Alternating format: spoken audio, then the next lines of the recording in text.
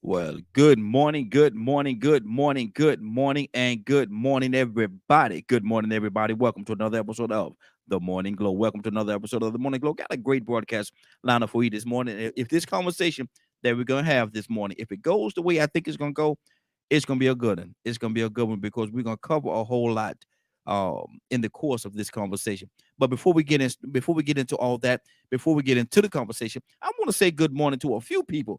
Good morning, Captain Leonard. Good morning, sir. How you doing this morning? Good morning. Good morning. Good morning, everybody in the morning flow. Yes, sir. Yes, sir. Mr. Frank Logan. Good morning, sir. How you doing this morning, sir? How you doing? Hey, good morning. Good morning, fellas. And if there's any of the ladies on the line, good morning to you too. Good morning, everybody. Yeah, they should be coming in just 1 second. And my thing is right here. I want to ask this question. And actually, I talked to my wife about it on the way here, and she had a very interesting take on this. And so I'm interested to find out how y'all going to deal with this particular topic, and how we're gonna flow with it. Leonard, I'm gonna start with you. Leonard, if you know something, if you know a secret, not I don't know if I want to say a secret, but if you know something that could be detrimental, very detrimental to a friend of yours or a family member, and you don't tell them, and you don't tell them for whatever reason, is that the same as lying? No, no, it's not. And when you say detrimental, if it's something that I doubt it's how detrimental it is if it's based on whether you say something or not. Mm-hmm. Usually those things aren't very detrimental at all. Mm-hmm. They may be problem causing, but they're not detrimental. Mm-hmm. Anytime you cannot say nothing and things be just fine, they're not detrimental. And my wife kind of felt that way as well. But my thing is right, and I threw another little fold in there like I always do. What if in the course of this person going through the traumatic situation that they're going through, they come into console to you, and in them talking to you, they realize you knew the whole time and you didn't tell me. You knew, and that part of you knowing and not telling them, that part could be more hurtful than any other piece of it. What do you say to that? You may not know enough to tell me anything. Mm-hmm. You know, a lot of people think that the information that they have is a need, is something someone may need to know it, Mm-hmm. but all the times they don't. Mm. So you have to realize if you come and tell me something, you better have the facts. Mm-hmm. I have a lot of people's confidence, Mm-hmm. and I would never share their secrets. Mm-hmm. That's good. That's for good. that same matter. Just because you know something don't mean it's detrimental. Mm-hmm. Just because you know something don't mean you have to tell it. But if some people, go ahead. No, go ahead. You have to measure, those things that you say, because a lot of times things, like I said, I have this policy: nothing is urgent, nothing is detrimental this way. Mm-hmm. Because trust me, if you got time to talk about it, if you got time to sit on it, it ain't detrimental that way. It's not. It's just simply not. Okay. It's just something you're using for some reason. Okay. Now let's deal with that part about where I said that, in them coming consoling in you after they're hurt, they realize that you already knew it though, Leonard. They say you already and you didn't, and just to have them say, well, you already knew and you didn't tell me. You didn't tell me, Leonard. That. Did you ask? Did you ask? Did you ask? Well, as sometimes, and I can't agree with that, but in some situations, it depends on the relationship. Some people feel as though if you know something, you shouldn't have to ask. Some people feel, and it's based on a relationship, of course, but some people in some. I know a lot. Mm-hmm. Mm-hmm. But a lot of it is worse to other people. Okay. Let's go to You know, Frank. just because I know it don't make it important. You Yeah. know. I got you. Frank, what do you say? What do you say to that? If you is you not telling, you know what it is, you know the situation, you know, like Leonard said, the facts, you know the facts, but is you not telling the same as lying? Absolutely not. Just because I have information, I'm not obligated to share it. Mm. I don't, you know, I'm not obligated to share it. And people that know me know that they know that by the time I share something, I have really considered why I'm sharing it. Because some people, every bit of information they get, they telling it. You know, the Bible speaks about that. It says only a fool utters his whole mind. You know, one thing that grieved me a few years back, and I noticed this trend. Somebody die, and you got everybody that you know calling you. And did you know you almost sound excited? That's just because they can't keep information. They want to be the first to tell it. They want to be, a lot of people are just reporters. Any and everything that they find out, they want to report it. It's not. People don't struggle with not telling people things. People struggle with keeping their mouth shut. So everybody that know me know that I will know things, and I will know things about them that I may not necessarily tell you. Now, if I do know something that could cause you harm, even if I don't tell you, I may talk to people to make sure that you're not going to, you know, be in danger. And if it comes down to a point that I need to share with you just to keep you safe, absolutely, I'm going to share it with you. That's just because I don't want to see anybody get hurt, and I know something and I can stop it, and I don't say anything. But am I obligated? No. Okay. I'm not. Now, what happens when that same person, like I said, will Leonard, come to you and they're hurting? Now they're hurting. Now everything that hit the fan now is out there.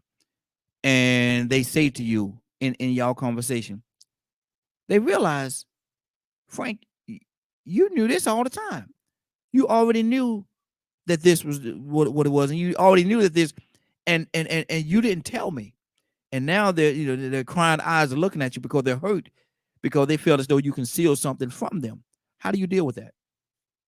But see, that this may sound harsh, Raheem, but by the time I decide it's either not my business or it's not in your best interest for me to share it with you, I don't have a problem with you coming to me and saying you knew. I mean, I knew. You're not telling me something that I didn't know. So whatever it is that caused me to make that decision, it's going to allow me to be able to tell you, yeah, I did know. And I'll tell you why I knew and why I didn't share it with you. There's going to be no struggle there. And I can understand that, but at the same time, that does not make the pain any less,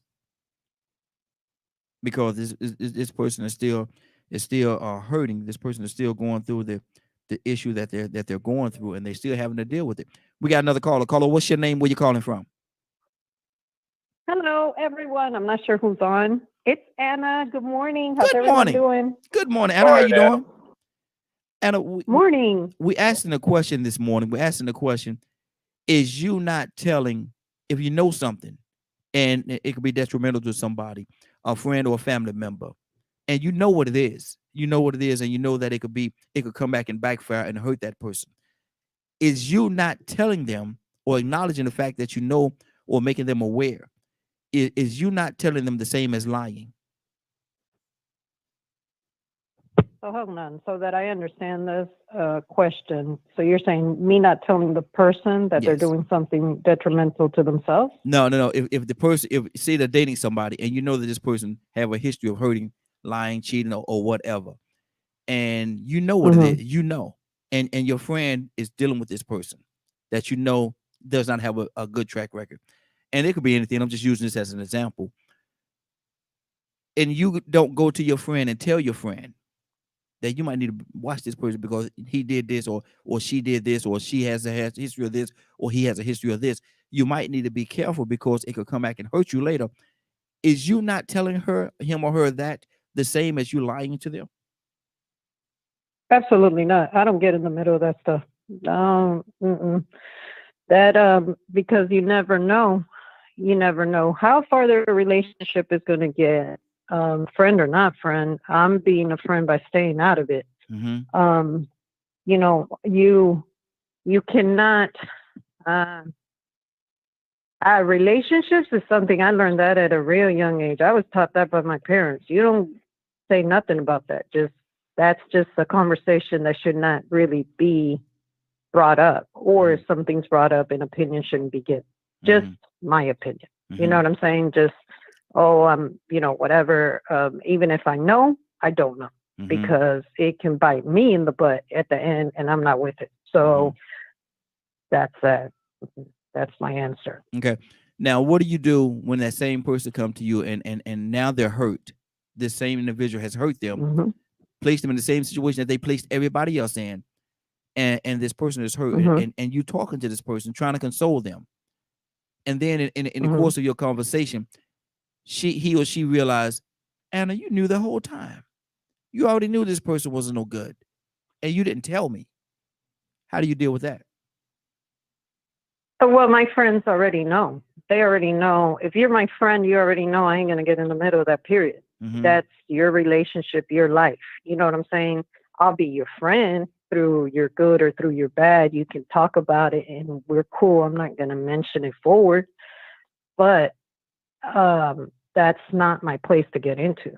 And all my good friends know that. They also know I'm not going to talk about their relationship to others, because that's between them two.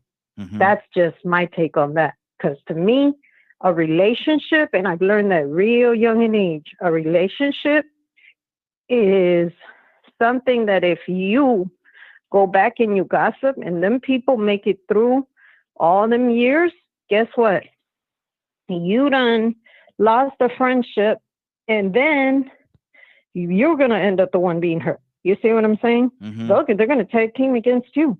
So that's one thing, that's one line I don't get into. Good Not deal. me. Good deal. Leonard, what do you say to that? Because, some people will look at it as, you concealing the truth. So therefore, if you conceal the truth, you're lying. I kind of like how Anna explained a little bit more about, how she is about the situation. Like I said, you can ask me anything you want. But now I'm not the person to just be offering information to you that way, because I don't know your circumstances, and it depends on what it is as well. There's a lot of people that start crap because of what they thought was going on. And that becomes a person that, one, you have to be real careful around. And it's not about what a person didn't tell you or not. It's about what actually happened. It's not about somebody telling you. It's about what actually happened, and that's what you need to deal with. What is happening, not what somebody may have known or this, that, or the other. Not assumptions. Because, one, I'm that type of person that, one, like I said before, if you come to me and your information is not as correct, I'm through fooling with you as well. Okay. That's good. Now, Frank, what do you say to that, Frank? Is concealing the information, not acknowledging that you know, not even in any kind of way acknowledging that you know, can that be viewed as lying in some kind of way? Well, I mean, people will view things the way they want to view them. I mean, there's no way around it. If you, whether you knew the whole truth, you trying to get to the bottom of it, or if you were anywhere in the vicinity, if they want to make you out to be the bad guy because of what they're going through, that's what they'll do. You can't stop people from doing it. But at the end of the day, you have to, you really have to evaluate what's going on and really find some peace in what you're going to do. And, once again, and, I want to say, not saying something is not normally most people's struggle. So that's going to be a very rare thing. People are quick to go back to people with, half cocked, with a bunch of information. They don't know what they're talking about. So people that kind of wait and keep things to themselves, I kind of respect them a little bit more, because whatever it is that you're supposed to know, you'll find out. What's happening, you will find out. It's going to come to light. And sometimes people are quick to bring things to you that they only know half the story. See, now if I'm gonna reach way on out there now. If you have a friend and they have let's just say herpes.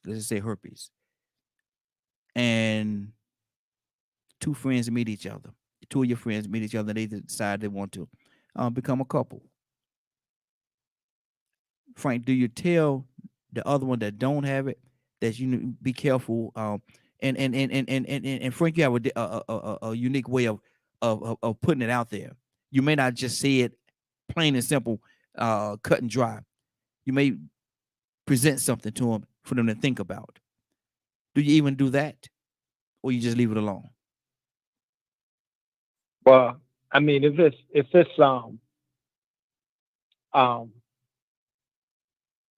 I had a buddy of mine, this a professional athlete. He's retired now, and this young lady was trying to get pregnant by him on purpose. They were involved, and she was doing some things to try to get herself pregnant. And I didn't tell him exactly that, but I did tell him that basically what you just said. You need to be careful, or with this girl, you're going to become a father. I didn't tell him to the extent that she was going through to try to get pregnant, but he took the hint. And sometimes you can say things, and some people will hear what you're saying, and other people just don't want to hear what you're saying, and they're gonna do what they want to do anyway. So that's good. Now, Leonard, what do you say to that, man? If that situation presented itself, how do you tell, or do you even tell them at all? Did you say herpes? Yes. Or some kind of disease like that, herpes, AIDS, or whatever the case. Do you tell them? It really depends on how we would come about that conversation. Because usually, say for instance, I may have a relationship with you and not that other person. So if me and you are friends or what have you, and you bringing somebody else in, I got to look out for you because you're the one I have the relationship with. I don't have the relationship with the other person. And I can honestly tell you in that particular situation about this issue I was concerned about. I had a friend who is gay, right? But I never knew he was gay. I found out he was gay from some pictures he took online. So I immediately called him. First of all, are you gay? What do you mean? I mean these pictures I'm looking at. Well, what do you tell the young women that you're dating? Wow. Do you let them know that you're gay? Well, they never ask. Well, I'm telling you, get it right, because if I ever know, you can best believe I will tell them. Are we clear, sir? Because I just don't get down like that. Yeah. Deception is different than, things like that. Like if I don't know you and blah, blah, blah, you might not want to hook up with her because, she ain't, that type of person. And you might want to make sure you're protecting yourself. Yeah. Or some people say, do you have any friends? I won't introduce a man to a female if I know that the female is looking for something permanent. Or one, I'll let someone know I would introduce you to such and such, but she's not a casual sex person. She doesn't believe in sex before marriage. Yeah. So there's no reason for me to introduce you to her. Because I know you. Yeah. Yeah. And I use information for the best reasons, but like I'm a lot like Frank. I ain't no busybody running around here running my mouth all the time, telling everything I know. Good. And what do you say to that? If this person has some kind of a disease or something like that, would you tell the other person, or would you just stay But out? okay, how can I confirm that they have a disease? You know, See, I'm gossiping about stuff that's no. well, No. I wouldn't know. No. Okay, Without a shadow of a doubt, so I know. Yes. And the person is not my friend, or the person, or they're both my friends. What's the scenario? Yeah. Say they're both your friends. Say both of them are Oh your no, friends. One maybe a little closer than the other, but do you get involved in that at all? Do you just leave it alone you can't. You can't. You can't get involved in it because it's not your place to get into, especially if they're both my friends. I have Mhm. loyalty, and no, that's not going to happen. Like, I will not do But the back and forth hokey doke. Nope. It's not going to happen, because at the end of the day, when they sit down and they start talking or talking things out, if they decide to work that out, I'm the bad person and Mhm. I'm not with it. And they're both going to pull away and back away from that friendship that could have been something that we had forever, you know? So that's just me. I would Mhm. not, no. Okay. Mm-mm. I Okay. might know, but I'll take it to my grave. I know of people with different scenarios. I don't say a word. Not my place. But see, Not my place. and I can understand and I can respect what you're saying, but at the same time, you still could be leaving one person in harm's way. You could very well be leaving them in harm's way if you don't say anything, because you could prevent them from contracting whatever that disease is if you just acknowledge. But see, that's where, truthfully, when I respond to these things, I answer as a Christian person. I Mhm. answer that I'm thinking they're not having sexual intercourse till they get married. They're Mhm. not, you know what I'm saying? So Mhm. that it should never been happening anyways. And anybody, it's just something that, to me, at a mature age, you should know better and have your partner tested as well as yourself, if that's a step that you'd like to take. Mhm. I mean, to me, it's just responsibility. I mean, I'm not, like I said, everybody's answer, that's fine, but for me, I would hold nobody accountable but myself. That, again, it's not my place to get into. Okay. It's wrong.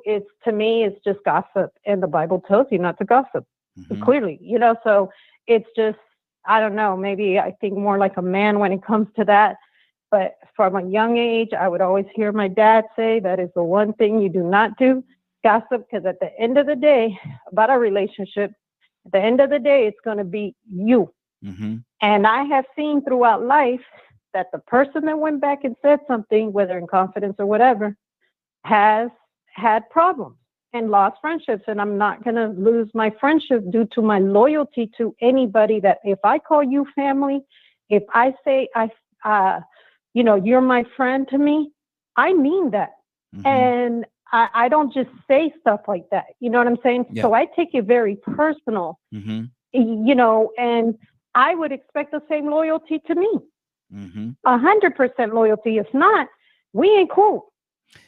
But see, and this puts so many different spins on it when you talk about the potential causing a person this kind of harm. But before I do that, let me go. We got another caller. Caller, what's your name? Where you calling from? Good morning, everyone. This is Annie from Mississippi. Annie, good morning. How you Good doing this morning? morning. And Morning. we're asking the question is, if you know something, and right now we're to the point where, as we're talking about a disease, you have two friends that just met each other. You know both of them, and one of them have herpes, HIV, or whatever the case, and they're getting with this other person. You know it. Now, is you not telling one person that the other person has this disease? Is you not telling the same as lying to them? Well, actually, Raheem, that actually happened about maybe a little over a year ago when I found out through law enforcement that these guys that were killed, that when they got there, that he had medicine for HIV. And after that was, confirmed, because I believed him while he lied, I knew someone's son that she were trying to date. And I thought about telling him this. I thought about it for a moment. And I did tell him, because if I know that you have a deadly disease, and it doesn't matter if you are my friend or you are my neighbor or whatever, if I know that you have a deadly disease and you can cause and pass it on to other people, I feel obligated to tell. Mm-hmm. Now, you may look at it as disloyalty, you may look at it as, gossipy, or, however you want to look at it, but I'm not going to let anyone walk into a lion's den knowing there's a lion there. Yeah, I feel obligated to tell.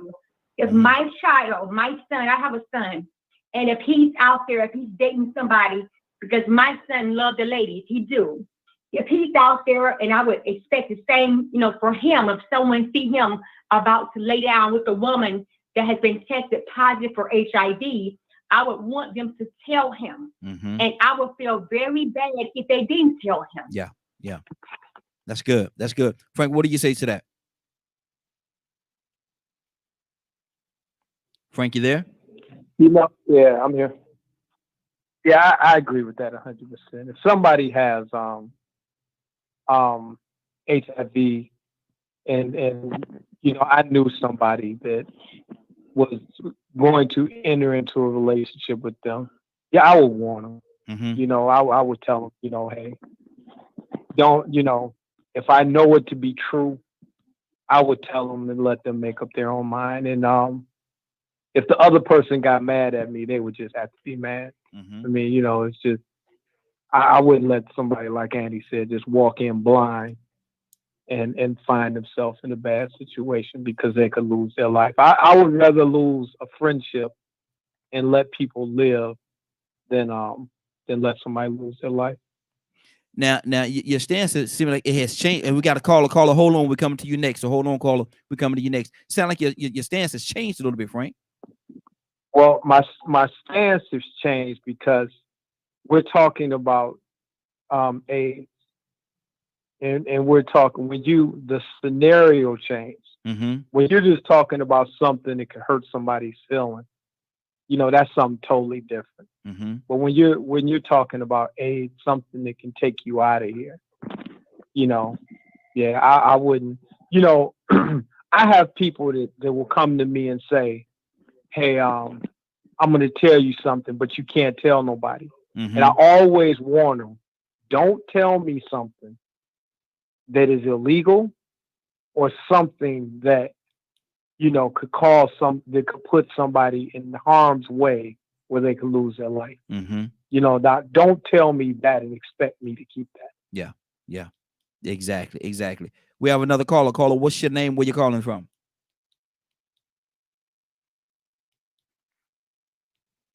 Caller, what's your name? Where you calling from? Hey, good morning. This Donald? Yeah. I had to use another Excuse me. outlet. Good deal. Donald, Good morning. Donald, Good morning. What's on your heart, Donald? We're talking about is you not telling the same as lying. And right now we're at a place where you got two friends. One of them, without a shadow of a doubt, have a deadly disease, and they're about to date another one of your friends. Are you obligated? Do you feel as though you should tell the friend that don't have the disease that this other person has it, or should you stay out of the way? And is you not telling them the same as lying? Well, you went out there this morning because now we that would put me in a position that I'd be my brother's keeper. Mm-hmm. And to being a friend, no matter what, I would have to kind of break protocol and say, look here, man, either you tell him or I'm going to tell him. Mm-hmm. Because life is at stake. Now, if it was a situation where it wasn't, I'd mind my own business. Okay. And I've done that in certain situations, in a case of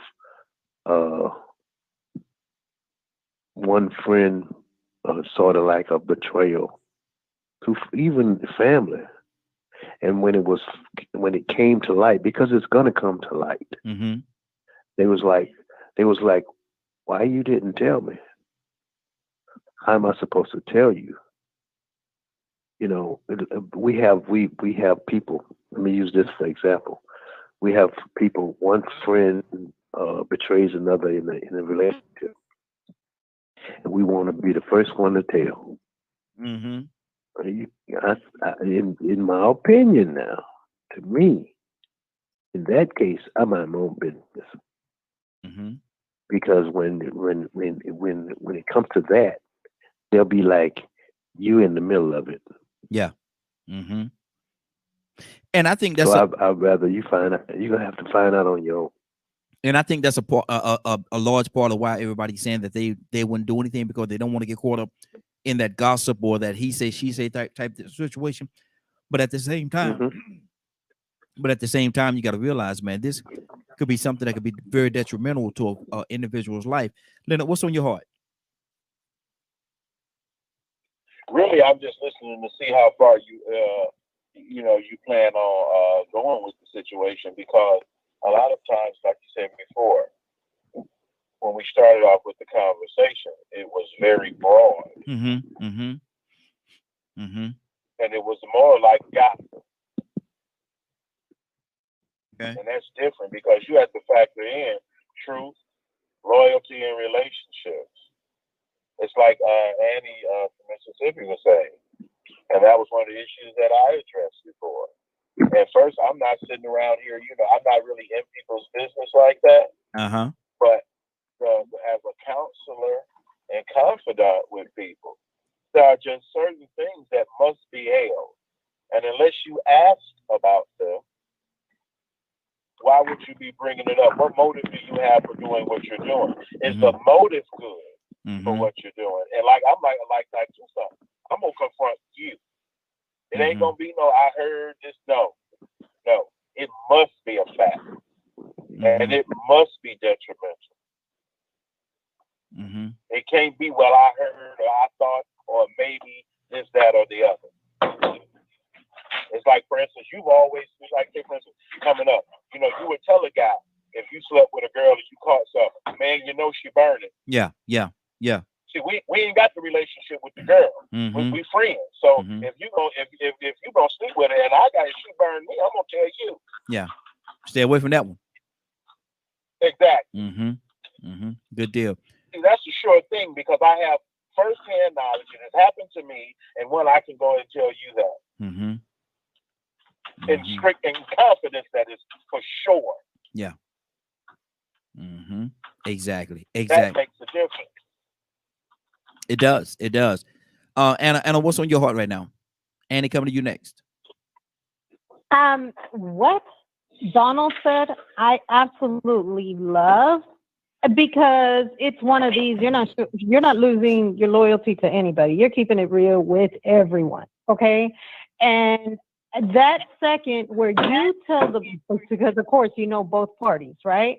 So you tell the one that maybe say has a deadly disease, whatever that may be. Okay. And that can be contagious or whatever, can harm somebody for the rest of their life, whatever. Okay. It's something they got to live with.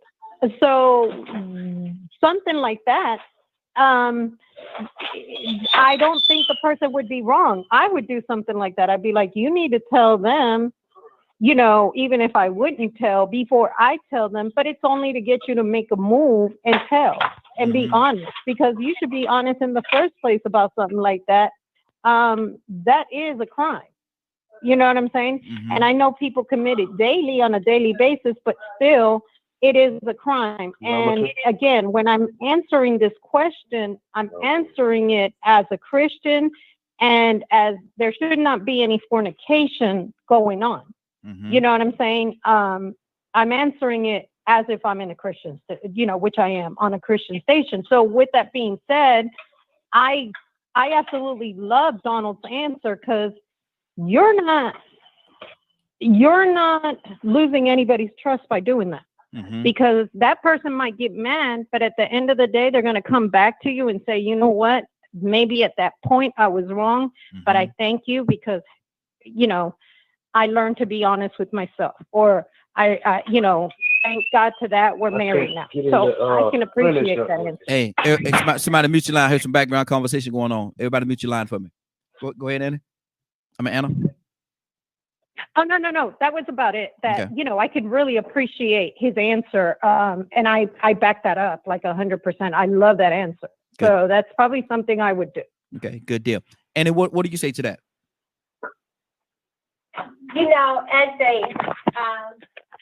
If a person is out there and they know they have a disease and they can be my best friend, and you decide to go and lay down with somebody and to pass it on, my loyalty to you ends right there. Because to me, you're not a good person anyway.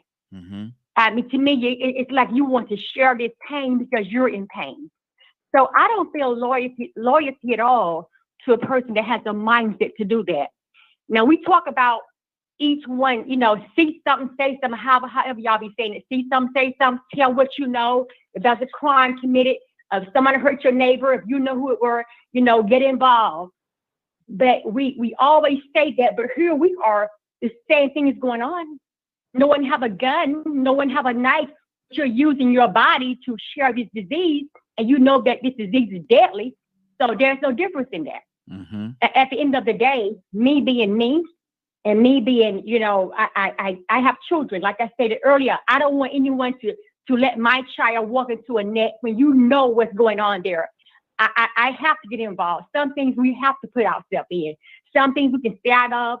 But when it comes down to this type of thing right here, this is like a slow dying process.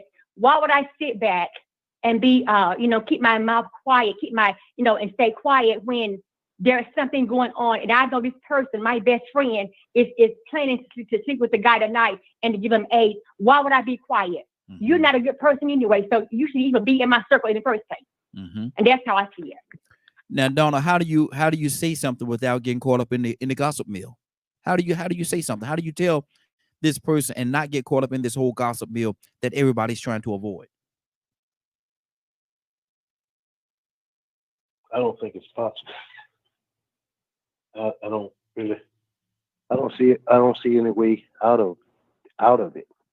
And just like Andy's saying, now if everybody knows everybody, then now as a friend, you're trying to get me to be deceptive or with you. Mm-hmm. And I'm not getting in on your mess now. Yeah. I'm not doing that. Mm-hmm. I'm not traveling that road. Every once in a while, we have to decide where's the fork in the road with friendship. Even if I have to cut you off because you got somebody's life at stake, and I'm not going to be part of that. I'm not doing that. Mm-hmm. So I'm how you call it, accessory. Mm-hmm. I'm just as guilty. It's like robbing a bank. I'm just sitting in the car. Well, I'm going to jail too. Mm-hmm. Because I'm sitting in the car.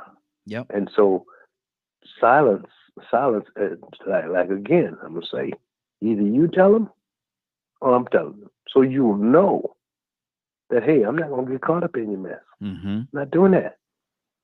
I mean, people, and we live at a time now that people are leaving here every day. Yeah.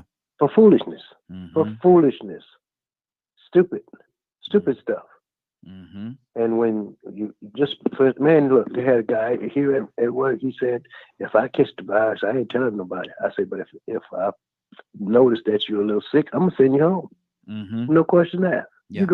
You're going home. Mm-hmm. Because here you are, just because of selfishness, you're going to put everybody else out at risk. Exactly. Because and we live in a society like that. So I'm not getting caught up in that. Mm-hmm. Frank, what's on your heart, brother? It's so many different layers to this thing, man. What's on your heart right now? I just had a situation very similar to this. I have a young man that works for me. His wife is pregnant, and he's real excited. Good guy, real good guy. I have another guy that works for me that grew up with me. this guy, his mouth is just terrible. Mm-hmm. And I saw him around this young man, and every chance he got, he was talking to this young man about women. Man, you seen these girls, showing him pictures, and man, I got this girl. So I pulled my man aside. I said, "Hey, dude, my man's about to have a baby. He just got married. Quit putting all that mess in that boy's head. Mm-hmm. Man, forget that. He gonna make his own decisions." So what I did is I walked up to the young man while he was standing there talking to my friend. Now, me and this guy have been friends for 30 years. And I walked up to the young man and I said, "I'm gonna tell you right in front of him, if you keep listening to him, you don't stand a chance of staying married." Mm-hmm. I said, "You need to leave him alone or you're gonna be in trouble." Mm-hmm. So now there's no need for gossip. You don't have to wonder if Frank said it, Mm-hmm. because I said it in front of you. Mm-hmm. And now the young man's got to make a decision. Now, believe it or not, I'm through with it now. Yeah. Now, if he continues to stay in that relationship, then that's on him. But I told him the truth right in front of my friend. Mm-hmm. Mm-hmm. That's good. That's good. Leonard, what do you say to that? I like I said, the question itself changed, and I think we all agree as it relates to those things that are life threatening. We all seem to agree on that issue, but just casual stuff, no. I mean, I'm still that way. I don't have that in my life, and I don't want it in my life. Mm-hmm. Because it's always a bunch of mess. Okay. And see, me, I'm not gonna be the one to back down. Mm-hmm. I'm not gonna be the one to come and say, "Well, I thought no. You don't get a chance. I'm gonna put it on you because you shouldn't have came fooling with me anyway, because I'm not like that." Mm-hmm. Like Annie said, how we gonna be friends and you get nasty in the first place? Mm-hmm. I doubt if we friends. Yeah. I seriously doubt. I don't have friends like that. I don't associate with individuals like that. Mm-hmm. Because I don't trust them, and they do things like that. I don't have no respect for a person who knowingly endangers the life of another individual that way. It's deception. As a matter of fact, we raised a lot of hell about that, because remember when you used to get married, it used to be required that you have a blood test. Yes. Yes. I wonder why they know got why away from it's that. no longer required? Why is that? Because people intentionally want to deceive individuals. Mm. That's why. Because the majority of, especially men, who were having homosexual relationships wanted to marry women as well and keep their down low lifestyle. Mm. Even with prison, for instance, with men coming out of prison, we've had challenges with making HIV and AIDS a mandatory test as an exit out of prison. Mm-hmm. Mm-hmm. So we have issues with individuals who are intentionally deceiving people when it relates to things of such importance like life or death. Mm-hmm. And people concealing things. It would be much easier if you ask these questions. Routine now, like you say, for instance, routine and how, and I like the way Evan says that, as a Christian, a bunch of nasty Christians out here.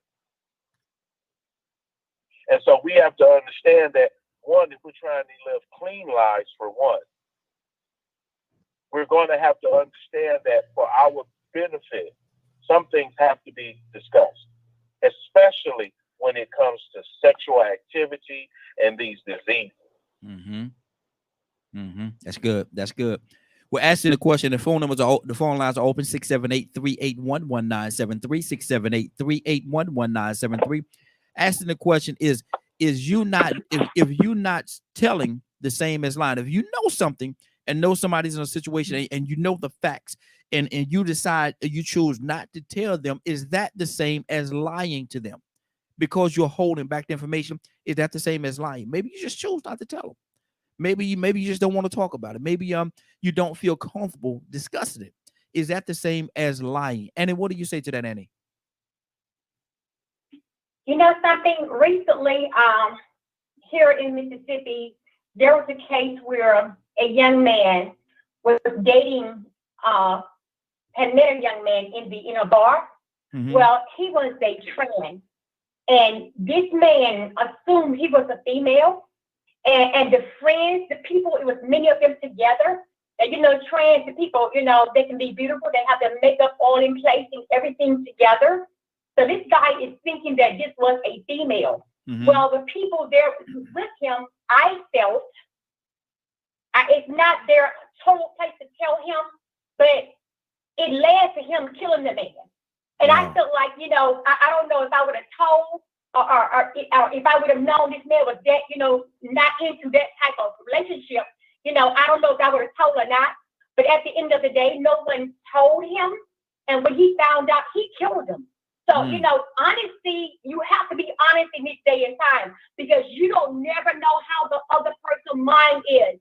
If you go out there and harm a person, and I'm telling you, your life it can be ended, just like that, because people feel embarrassed by that. Mhm. You can't go out and pass something on to people and not know how they're going to respond.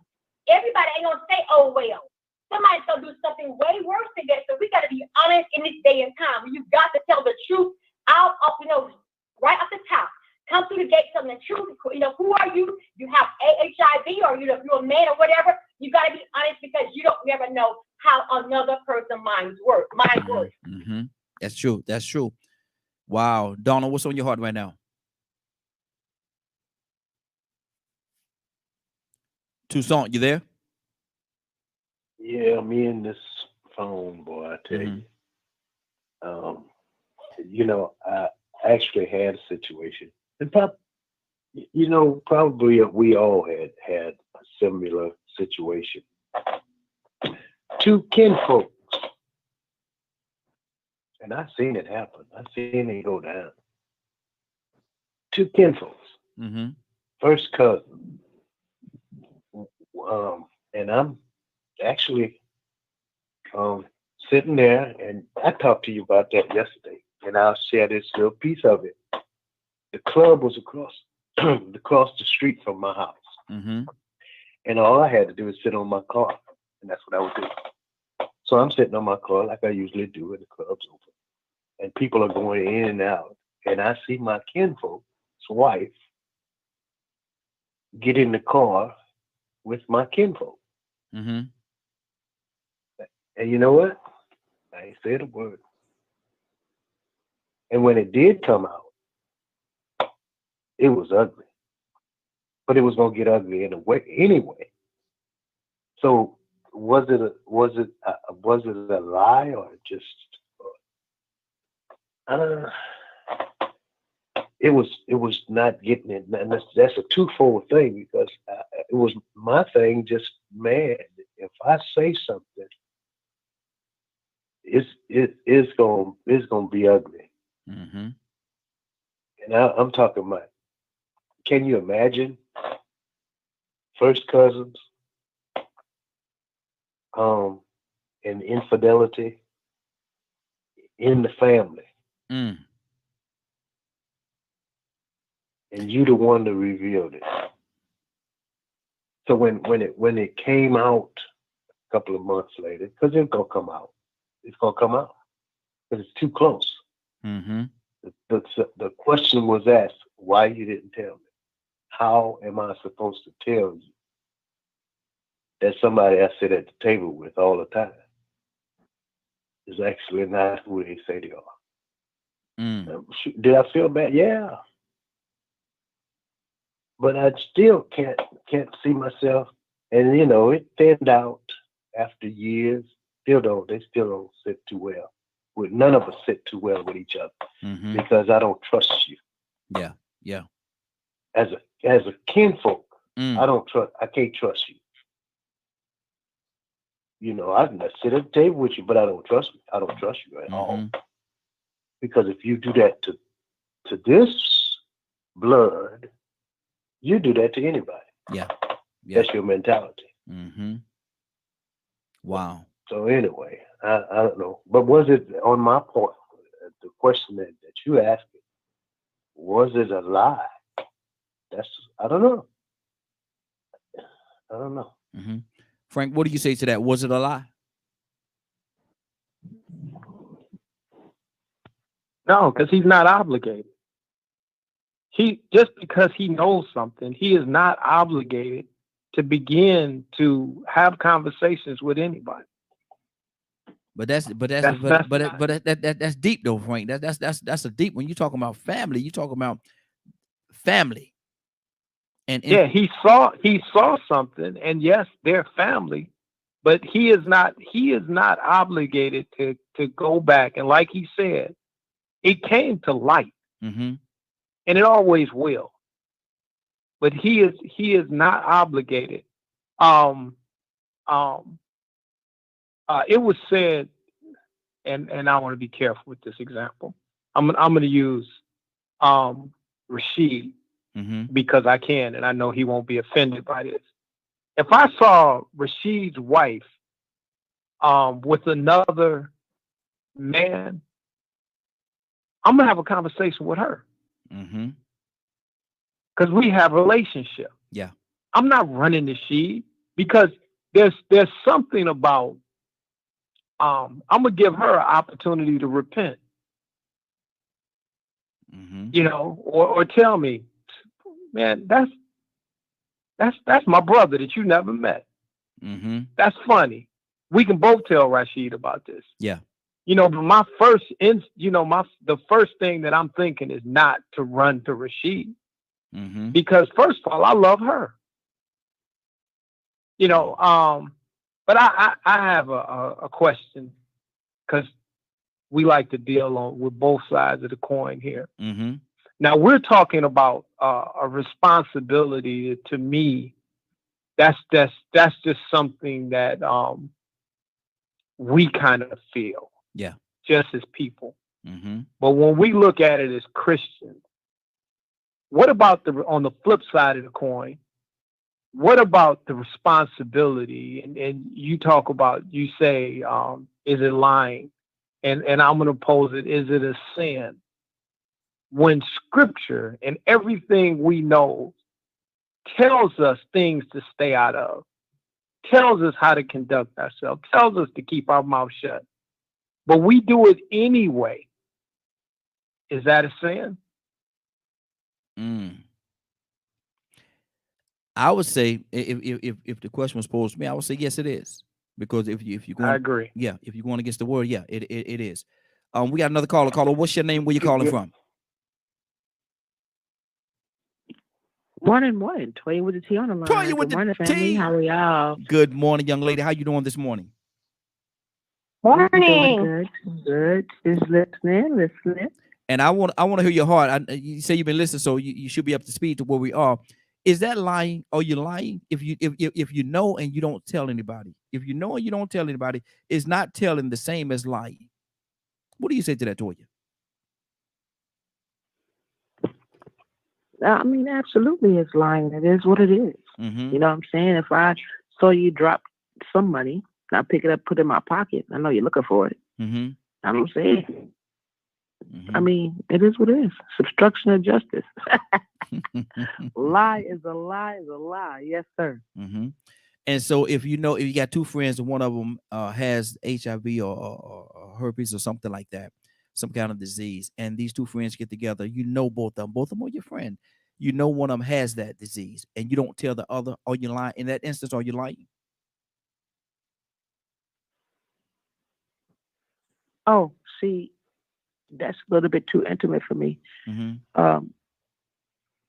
That's an interaction. Mm-hmm. That's something that the person who is getting ready to sleep with the person should ask. I don't think that's my place. Now, if it's like my brother or my nephew, yeah. But if it's friends and you're getting ready to sleep with somebody and you didn't make sure that you asked that, I think that's a little bit too personal. Now, circumstances change. Like I said, it's my nephew. I have one friend for years, longer than the other, then probably so. But like I said, everybody know I'm a snitch in the building. I'm coming to call peace and tell everything. So 9 times out of 10, people know if they're gonna do it with me, they gotta be honest. 678-381-1973. 678-381-1973. Give us a call. We'd love to have your input. We're asking the question: Is you not telling the same as lying? 678-381-1973. Leonard, talk to me. I don't agree with that because one, I know how to lie. Wow. I know how to lie. I know it perfectly. Mm-hmm. So omitting information is not lying. Lying, you actively participating in deceiving someone. Or you get to the point where you just outright tell them. Well, let me ask this question, and let me ask this, and I like where you went with that. If you know that this person does have this deadly disease, and they're trying to deceive this other person into some kind of relationship, physical relationship, where they could be compromised, are you assisting them in that deception if you don't tell? No, because I am not involved in someone else's relationship that way. I don't understand how you're in that relationship with someone and you know exactly when they're sleeping together and all this type of thing. Okay, that's good. I'm not sure how you're getting that. How are you getting that information? We've already talked about the fact of knowing someone has a disease and you know they're out here being dishonest. That ain't got nothing to do with me lying. I don't know who they sleeping with. Well, what if and I'm going a little further with this thing. What if they're just open about their relationship and they're some people just are real flashy with whatever they do. I'm more of a laid back type individual, but some people are just flashy, and they're there and they're resented, and that okay, they're about to cross that line. They're about to cross that line. Now I know this person got this thing, this person don't. Should I tell this person, the one that don't, or should I just, like you say, play the background? Ain't my business, ain't got nothing to do with that. What should you do in that situation? Well, I'm not. That seems something else to me because I don't try to put myself in other people's situations that way. I don't even know how you would know and things of that nature. I don't just sit around and think about, okay, who I'm gonna call and tell something. That's not my thing. Okay. What I'm saying now, if I, like for instance, with a friend of mine, I don't know who he's sleeping with. I don't know if he gay or not or whatever. All I know is I got a picture and some evidence of you, and I'm talking to you about it. I'm like, Frank, I'm gonna come and tell you, and then I'm gonna tell you to govern yourself accordingly. But do understand, partner, I don't care how you feel about it. How my sister Anna gonna be my friend, and Raheem around here with a disease, and one you kicking it with Anna. I know Anna. That's different because I know Anna. But now if I don't know these people or what have you, and things of that nature, or I may have heard, we have to be careful about gossip. Yeah. Gossip. I'm with you. There's a huge thing in the Bible about gossip. If you don't know or what have you, what are you telling someone? What are you telling them? Or are you one of them people that just go lie? Girl, he cheating. Now you at one point can see me with various women. But if you don't know me, you don't know why I'm with those women. But you don't ran back and told my wife that I'm messing around. With no evidence. We won't be friends no more after that. With no evidence. It don't even matter. You went and told my wife I was messing around because you seen me eating lunch with another female. If that comes out of your mouth, trust and believe I'm coming to see you about what you said. And I am not going to give you an opportunity to go back and forth with me about what you thought. That's good. That's good. Let's go to Anna. Anna, what's on your heart? See, Leonard is where I've always been at. You see where it's going to head out and where it's going. It's going to be gossip, and at the end of the day, I don't want to be involved with the gossip. I don't want to hear about it. I don't want to know. And really, those conversations, those type of personal in the bedroom, as I call them, behind closed doors conversations, I shouldn't even be hearing about them. And I normally correct people when I do, because I should not even be having this conversation with you. You should not even be telling me, I'm not going to put the name out there, but I have a family member that had a bad habit of doing that. And I would always stay quiet. Finally, they told me, like, after 5 years of them talking to me about the personal stuff, I don't think you like when I do this, do you? I said, you think? I said, it is the most annoying thing. I don't want to know about your intimacy. I don't care to hear about your intimacy. It's TMI. None of my business. Whatever goes on, especially for a married couple. I even think it's more disgusting. If you're telling me y'all's personal business, I shouldn't know that. That should never even be. You shouldn't be that open. I don't think you're in the church. You are very secular if you're talking about your personal stuff. I think that is something very quiet and should be held behind closed doors and kept there. It's beautiful. It's a beautiful thing, and people make it ugly with their mouth. And the Bible says it with the mouth. I mean, there's so much things you could do with your mouth. So, it's something for everybody to keep in their mind. It isn't none of your business to even know that stuff. Like, only reason I didn't say anything to this family member as I would of anybody out on the street is because they were that close to me.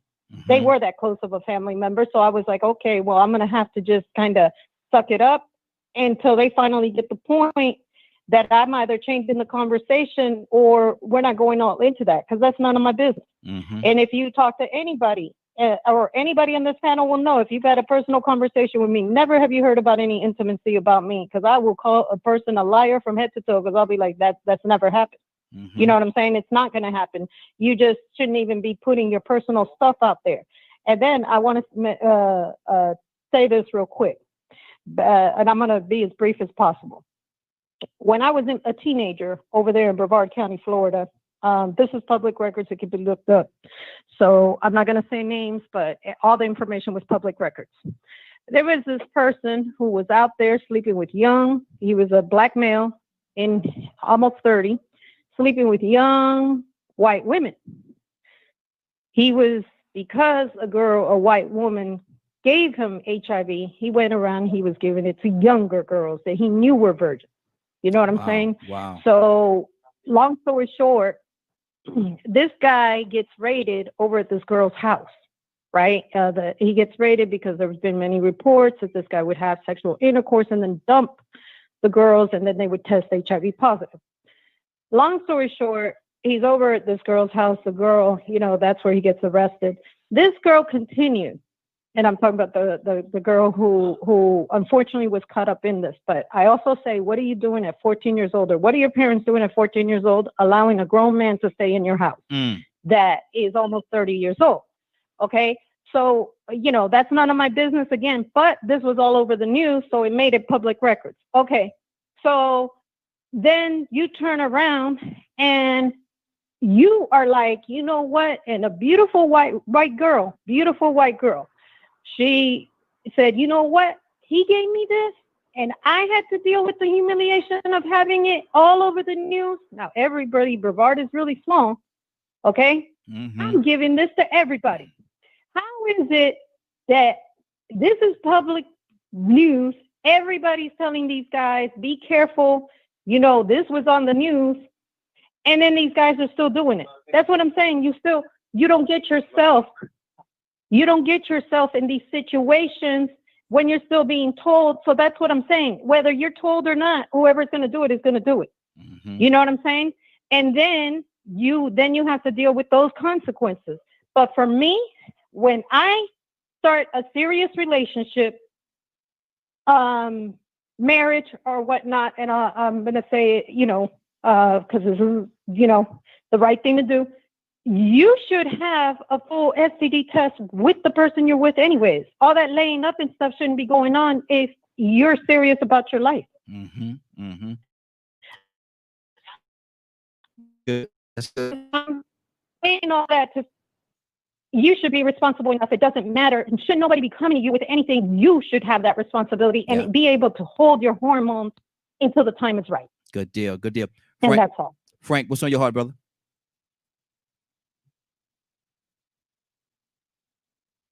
Frank, you there?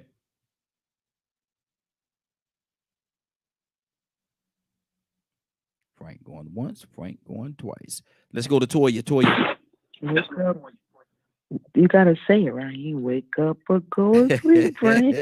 Look at want me to hit him with it. Frank, wake up and go to sleep. Wake up and go to sleep. Look here. I don't know what he's doing over there, but talk to me, Toya. What's on your heart? This is a real touchy type situation. What do you do? I mean, the person is in this situation. The person. What do you do?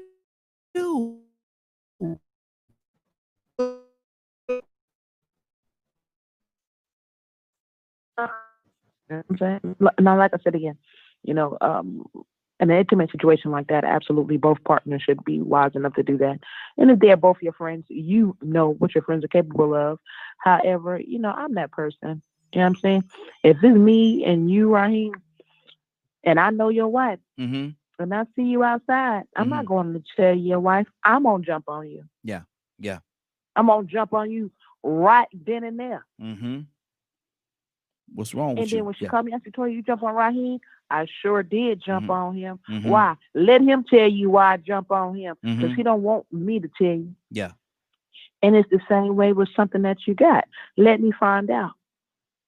Mm-hmm. I'm gonna have a problem with you. You don't do that. I don't care if it was a stranger. You don't do that. Mm-hmm. A lot of different situations. I'm going myself. It ain't about my business. Because if you my friend, everything my business. Whether it's murder, crime, theft, you name it. I'm gonna say something about it. You don't get to just walk around in front of me and do what you want to do. You sure don't get to walk around in front of me calling yourself a Christian and think I'm not going to say or do something about it. Mm-hmm. If it ain't right, I'm going to say something to you. Yes. Yeah. I ain't got to go to your friend. Exactly. And when your friend get caught doing something, I'm going to check them too. Everybody getting checked. That's why I ain't got no friends now. Man, woman, child. Yeah. There you go. There you go. Let's go to Leonard. Leonard, what's on your heart, brother? Just like Toya said. Mm-hmm. That's how we roll. I'm gonna get with you, partner. I'm not going to tell nobody else. Mm-hmm. Mm-hmm. Especially if I call you my friend. Yeah. I must do that. I like the way Toya put that. If you think you're gonna be my friend, and then don't add Christian on top of it, and think you can run around and do whatever you want to do. Oh no, you check. Yeah. And if we gotta fall out, guess what? We don't fall out. Lay down because I'm not fooling with you no more. Exactly, and that's just where it is, and that's why I'm if the way I see it, and I could be totally wrong.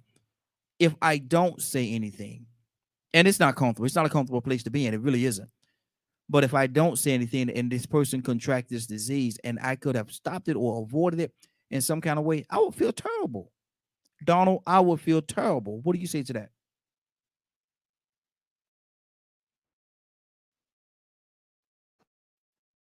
Yeah. I'm not gonna be accessory to crime. Mm-hmm. I'm just not gonna be it. But there is something else that I was looking at in all of this. Mm-hmm. A busybody. Okay. There are some people that it don't make no difference what it is. They always in somebody's stuff. Mm-hmm. They thrive on it. because they're messy. Yeah. Just messy. Mm-hmm. And even the scripture talks about busybodies. Just going from one place to the other, one person's issue to another. The church is full of them. Mm-hmm. They tell you everything about every member in the church because they've been there for years. And they got a problem with all of them.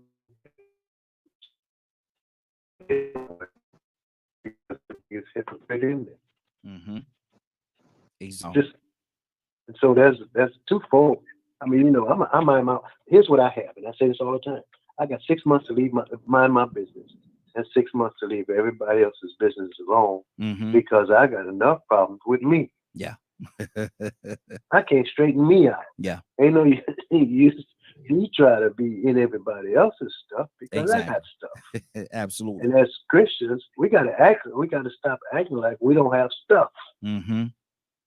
But as far as what we're talking about here now, we got people that really, or I don't know if the word vindictive is right, but just like the scenario that Anna mentioned, they got people that if they catch share with everybody they possibly can before they leave. Wow. That's why I can't move in certain areas right here. Yeah, I understand what you're saying. Absolutely. And Annie, what's on your heart?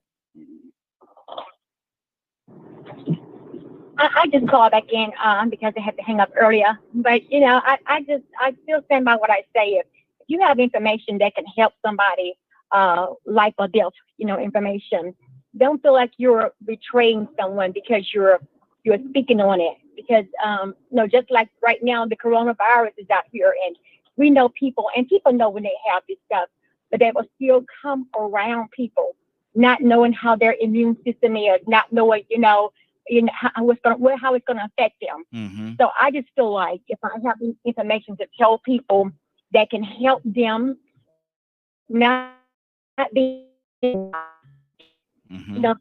People may label it as gossipy and you tell too much, and that's okay. I'm okay with that. But if I can tell you something that's going to help you, Raheem, you best believe I'm going to do it. Yes, absolutely, absolutely. Frank, are you back with us? Sir, yes, sir. Did you call on me and I wasn't here? Man, I called on you 3 times, man. Don't exaggerate now. Somebody help him. Somebody lay hands on him right now. but what we're saying is, who is the loyalty to, Frank, if you decide not to say anything? Because, and it could be the reason I don't want to get into that gossipy thing. I don't want to get into all that rumor mills. I ain't got time for all that.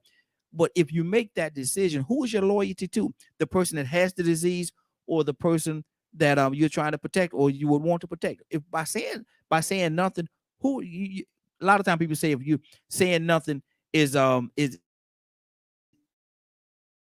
if you don't vote, if you don't vote, if you don't say anything, who's your loyalty to?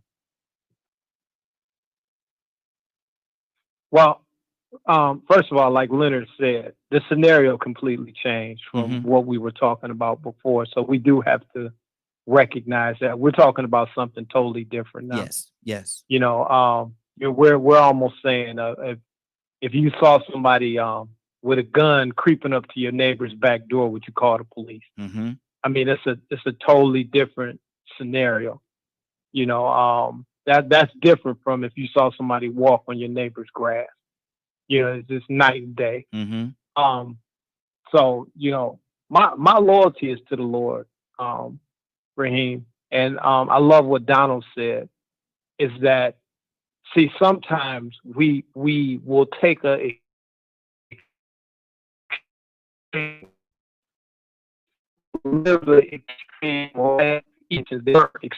Mm-hmm. So we take scenarios and we make them extreme, and then we try to make everything extreme. And then that gives us a license to just be messy. And even when it is your time to speak into somebody's life or to bring correction, there's a spirit behind it. It should always be for the reason of restoration, restoring that person. Mm-hmm. It should never be because you big or bad enough to do it. Yeah. But this is just, I mean, it should still be done in the spirit of love. Mm-hmm. Because if you're, why are you angry about something that somebody else did? Especially if it didn't have nothing to do with you. You a smile you want to talk about. Mm-hmm. When God reveals something to you, it's to help restore that person. Yeah. It's not for you to chastise them. I mean, even if I'm wrong, a person that comes to me in the spirit of chastising me, they don't have a real good chance of helping me. Mm-hmm. Mm-hmm. If you come to me and say, Frank, man, let me holler at you. Let me just talk to you for a minute, brother. I saw something that just didn't quite look right, and I want to talk to you about it. Okay, now we can talk about it. You come to me all blown up and call yourself checking me, that's not gonna go well. Yeah. So I always say, and I'm gonna say this and I'm gonna let it go. Scripture tells us, because we almost talk about said like everything we know we're supposed to say something about. Mm-hmm. But Scripture says only a fool utters his whole mind. Mm-hmm. Calls that person a fool. Everything you know you don't have to share, and you're not supposed to share. Mm-hmm. Okay, that's good. That's good. I'm going to change it up. I'm going to change it up a little bit. And Annie, are you still with us? Annie, you there? I am. Okay. I'm gonna come to you with this. We're gonna change it up just a tad bit. And you're at home in the bed sleep. 12:30 in the morning. One of your children come in the house, and they come in the house and they have blood on them. There's blood on them, and you say, what happened to you? You're that person I kept tell you that kept bothering me. What I took care of it. And then you realize that your child has committed a crime. It's across the news. The next morning, it's all over the news. Well, if anybody know anything about this particular situation, give us a call. Call this number. What do you do?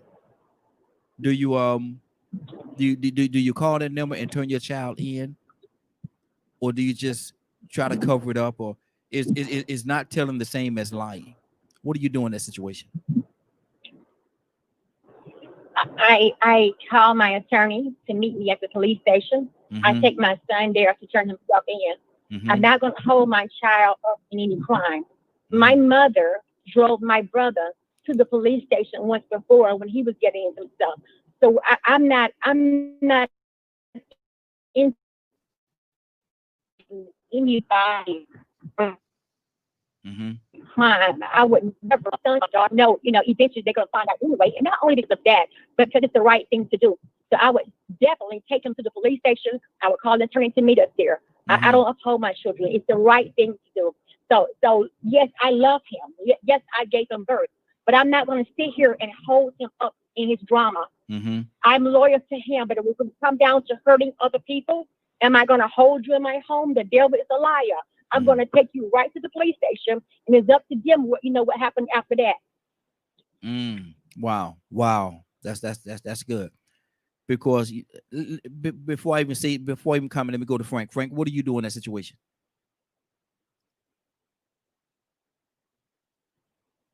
Frank? Yes, I'm here. What are you doing? I'm here. What are you? I'm here.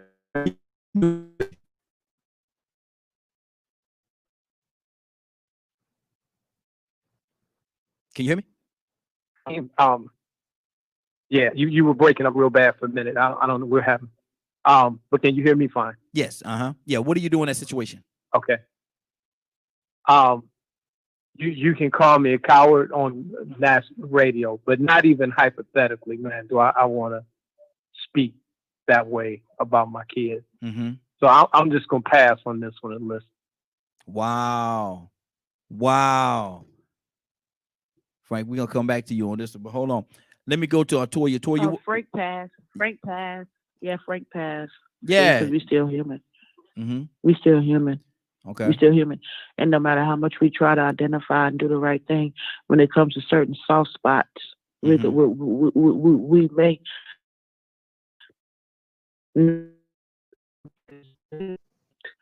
everything we stand for. And it's all right because that's a God given right. Certain situations. No. Okay, well, let me explain why I passed. Because I won't let. Hold on, y'all. Hold on, both of y'all. Well, let me explain why I passed. Both of y'all. No. Excuse me. Both of y'all. Hold on for a second. Toya. Both of y'all, hold on for a second. I'm saying. Okay, listen to me now. Toya. We can sing together, but we can't talk at the same time. So let me. I'm already quiet, so I don't understand. Okay, let me go ahead. Go ahead, Toya. Finish your thought. Then Frank, I'll let you explain why you passed. Go ahead, Toya. So now, all I was simply going to say, see, this is something we go through on the radio all the time. Mm-hmm. It just goes in turn, and we're just speaking comments. It's not about going back and forth. Someone's opinion is their opinion, and I'm just saying, whether you comment or not. You don't think that people are going to change when situations change on them? Absolutely. Like this Black Lives Matter. Yes, you will say differently if it was your child. Yeah, you will feel differently if it's your wife. It's always easier to talk about somebody else's scenario when it's not you. I'm not saying that to implicate anybody. I'm just saying personal feelings. Yeah, we normally pass with touchy situations because we don't want to deal with it. It's always easy for me to say, oh, well, I should handle things this kind of way. I wouldn't handle it like that with Leonard, but then do it to my child. It might not be so the same way. We all wake up, especially when we Christians, we all wake up trying to do the right thing. We all know we fall short, but all this perfection and, you do this, that, and the third, let's be 100. Let's be all the way 100. We don't do it like that because we're human. Thank the Lord. However, let's be honest with human feelings. You gonna want to feel like you do something when you see injustice, period. And you should want to do something when you see injustice.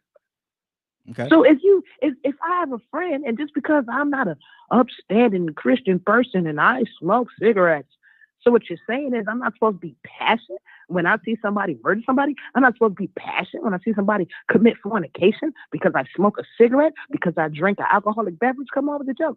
Let's talk about being humans. And let's talk about when we see certain situations, let's talk about what the right thing to do is. And a lot of people not going to tell on their kids, period, Christian or not. Just like some people who may not serve Christianity, they feel like they're going to turn in no kids. It's nothing wrong with that. You're human and you're being honest. And it's understandable. But now I'm going to jail. You don't commit no crimes and murder in front of me. What if it was a rapist?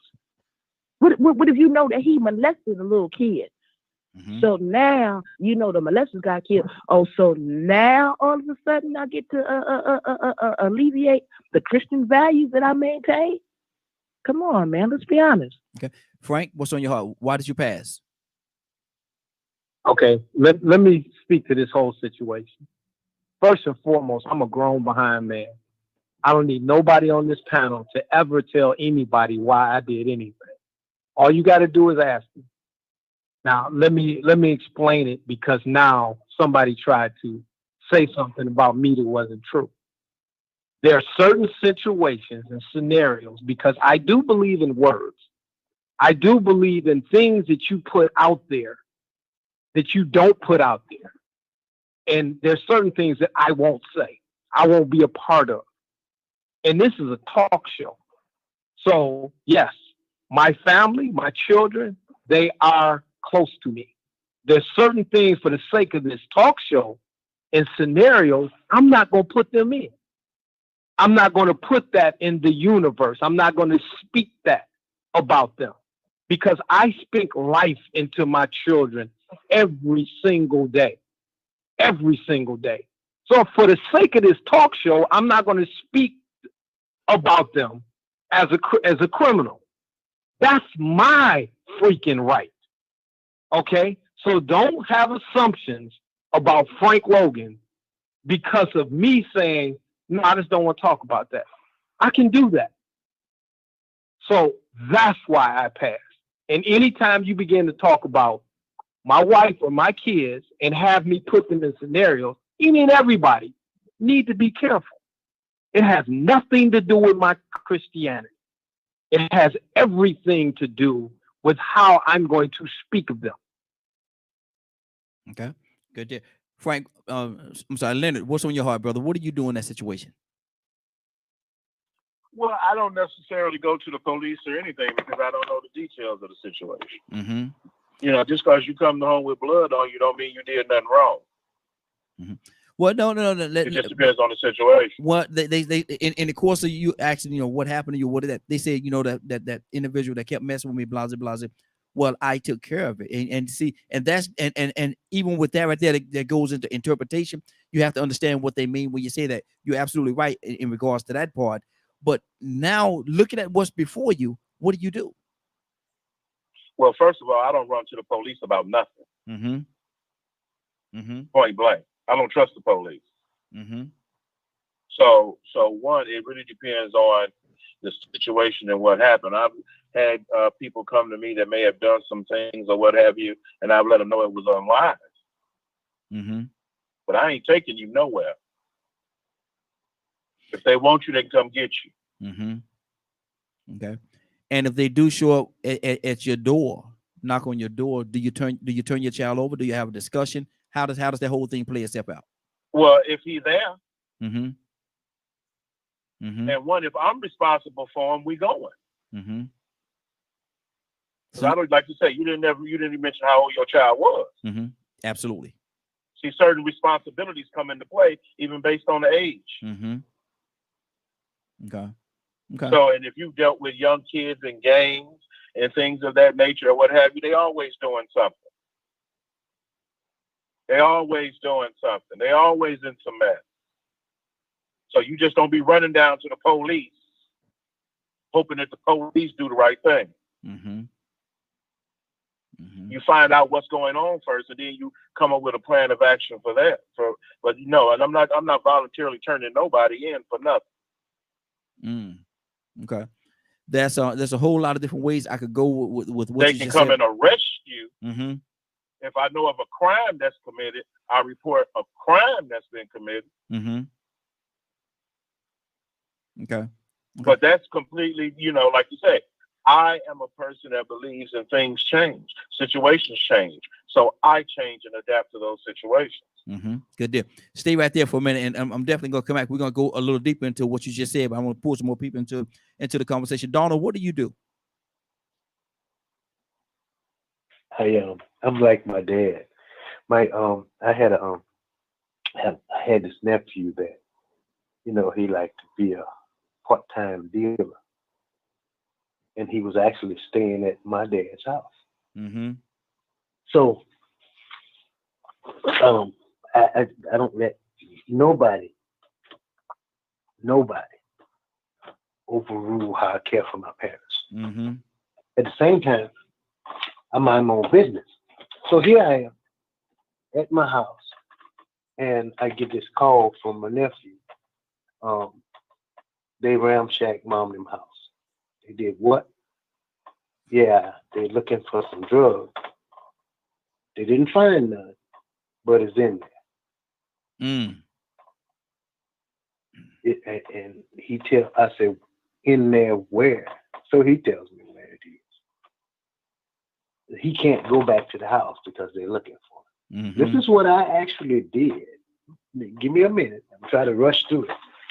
Get in my car, go to my mom's house. It's winter time. I have my jacket on. And he tells me where it is. Sit down and talk to mom. Don't say a word.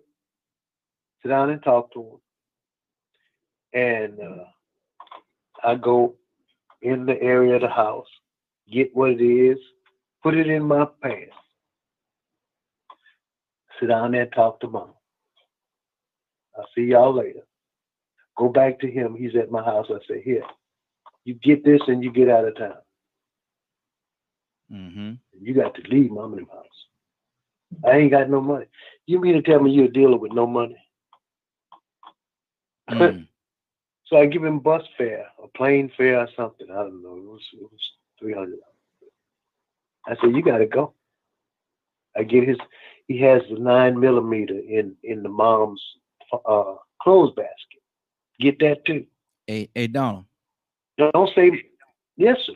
Man, Nikki, you better stop talking, man. You might implement yourself on this radio, man. You hold on now. Hold on, brother. What you call that? What you call that? Statute of limitation. When the time elapsed. Yeah. Okay. I just didn't. Statute of limitation. Okay. Expired. I ain't want to put you in no situation. I love radio, but I don't want. Okay. Go ahead. I'm just saying, man. We having a conversation. Yeah. I mean, you always make me. But it is what it is. Y'all come get me. I have no evidence on me whatsoever. Yeah, I understand. No. I just didn't want you. I ain't want you to implement yourself in nothing. Not on the radio. Man, it is. I'm just telling you. Here's where we are. Yeah. As Christians, mm-hmm.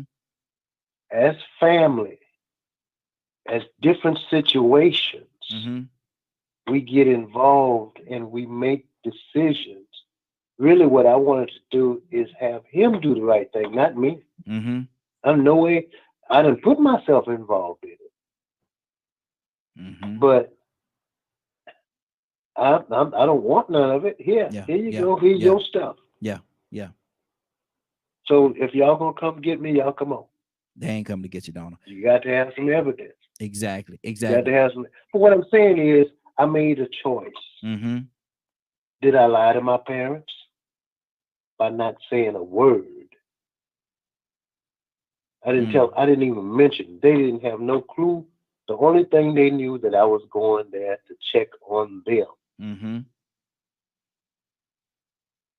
Okay. But when I left that house, if I would have got stopped anywhere along the way, it would have been on you. Be probably talking to me right now. It would have been on you, and ain't nothing you could have said that would have justified. Nothing you could have said. Absolutely. Anna, you there? I'm here. Anna, what do you do in that situation right there, where your child come home bloody, and they say they've taken care of the situation? What do you do? Well, first of all, I would know my children well enough that if they did mention something like that, I would know what extreme they meant by it, because I do have that kind of relationship with my children. Mm-hmm. When you asked that question, it really hurt my heart because I just pictured every scenario and almost made me cry, because my children, anybody who knows me knows they are my breath of life. They are everything to me. Mm-hmm. Okay. I don't know what I would do without any of them. So the thought of that would be as bad as one of them dying. Okay. For me. So with that being said, I would talk to my child and I would tell my child, we both know what's the right thing, because if you've committed a crime, I'm assuming blood, there was death or a major injury, they're coming to shoot. Mm-hmm. I'm in this house. Mm-hmm. Are you really going to put yourself or me in the situation? I'll die with you. You know what I'm saying? Mm-hmm. Because you're mine. But are you really going to put your mom in this situation? Because I'm going to side with you each time. And my children know this. I don't care who you are. I'm going to side with them each and every time. Mm-hmm. Each and every time. You could be my mom. I'm still going to side with my children each and every time. Okay? Mm-hmm.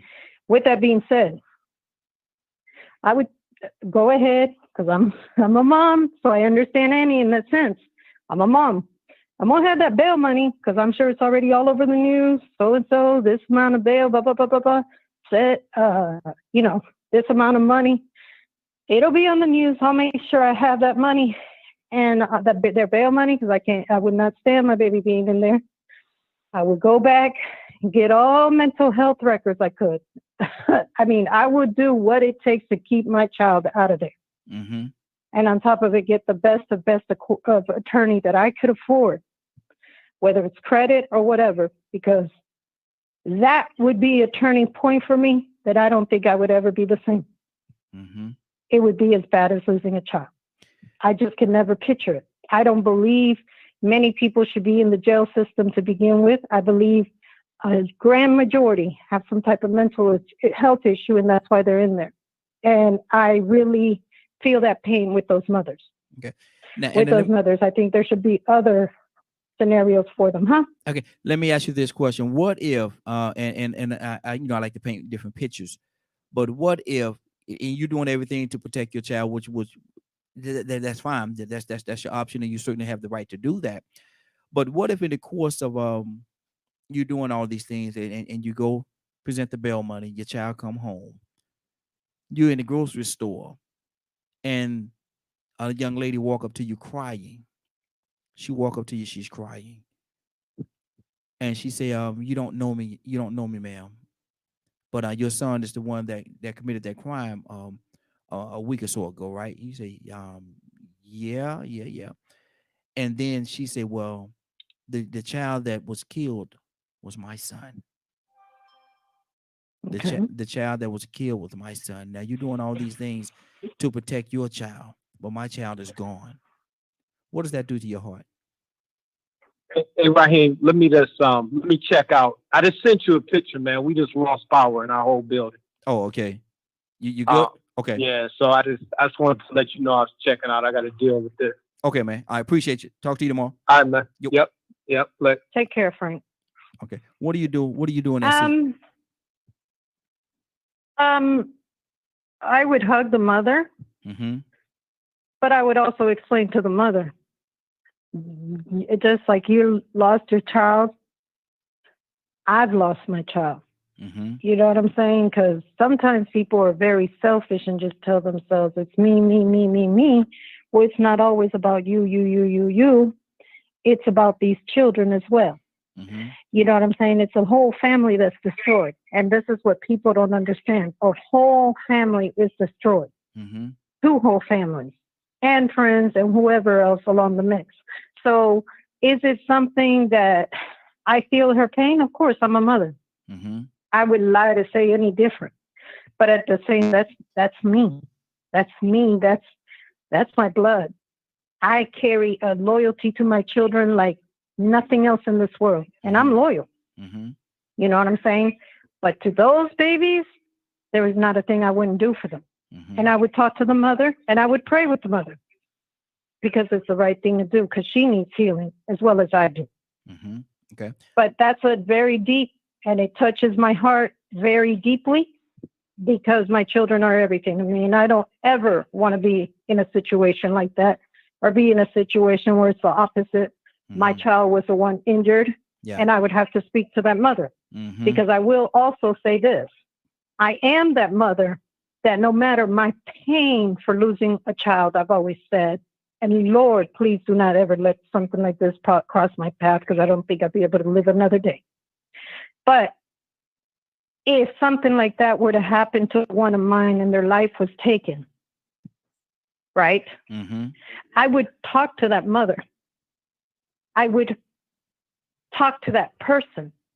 I would forgive them because I'm a Christian. Mm-hmm. However, that is that. You know what I'm saying? You can't expect any more or any less from me. Mm-hmm. I would not talk for or against in a court against their child to keep them in jail or to keep them out because I don't believe in a lot of what the system stands for. Okay. That's my opinion. It might not be popular, but I'm also that person who will have to find it in my heart because how can I be forgiven if I can't forgive others? And I know it's tough, but it's what we have to do. Exactly. Donald, what's on your heart, man? What do you do when this young lady walk up to you in the grocery store and tell you that your child killed my child? Your child is still here, and you're doing everything to try to protect your child. Your child is a killer. Your child is a murderer. What do you say to her? What do you say to her, Donald, in the middle of that grocery store?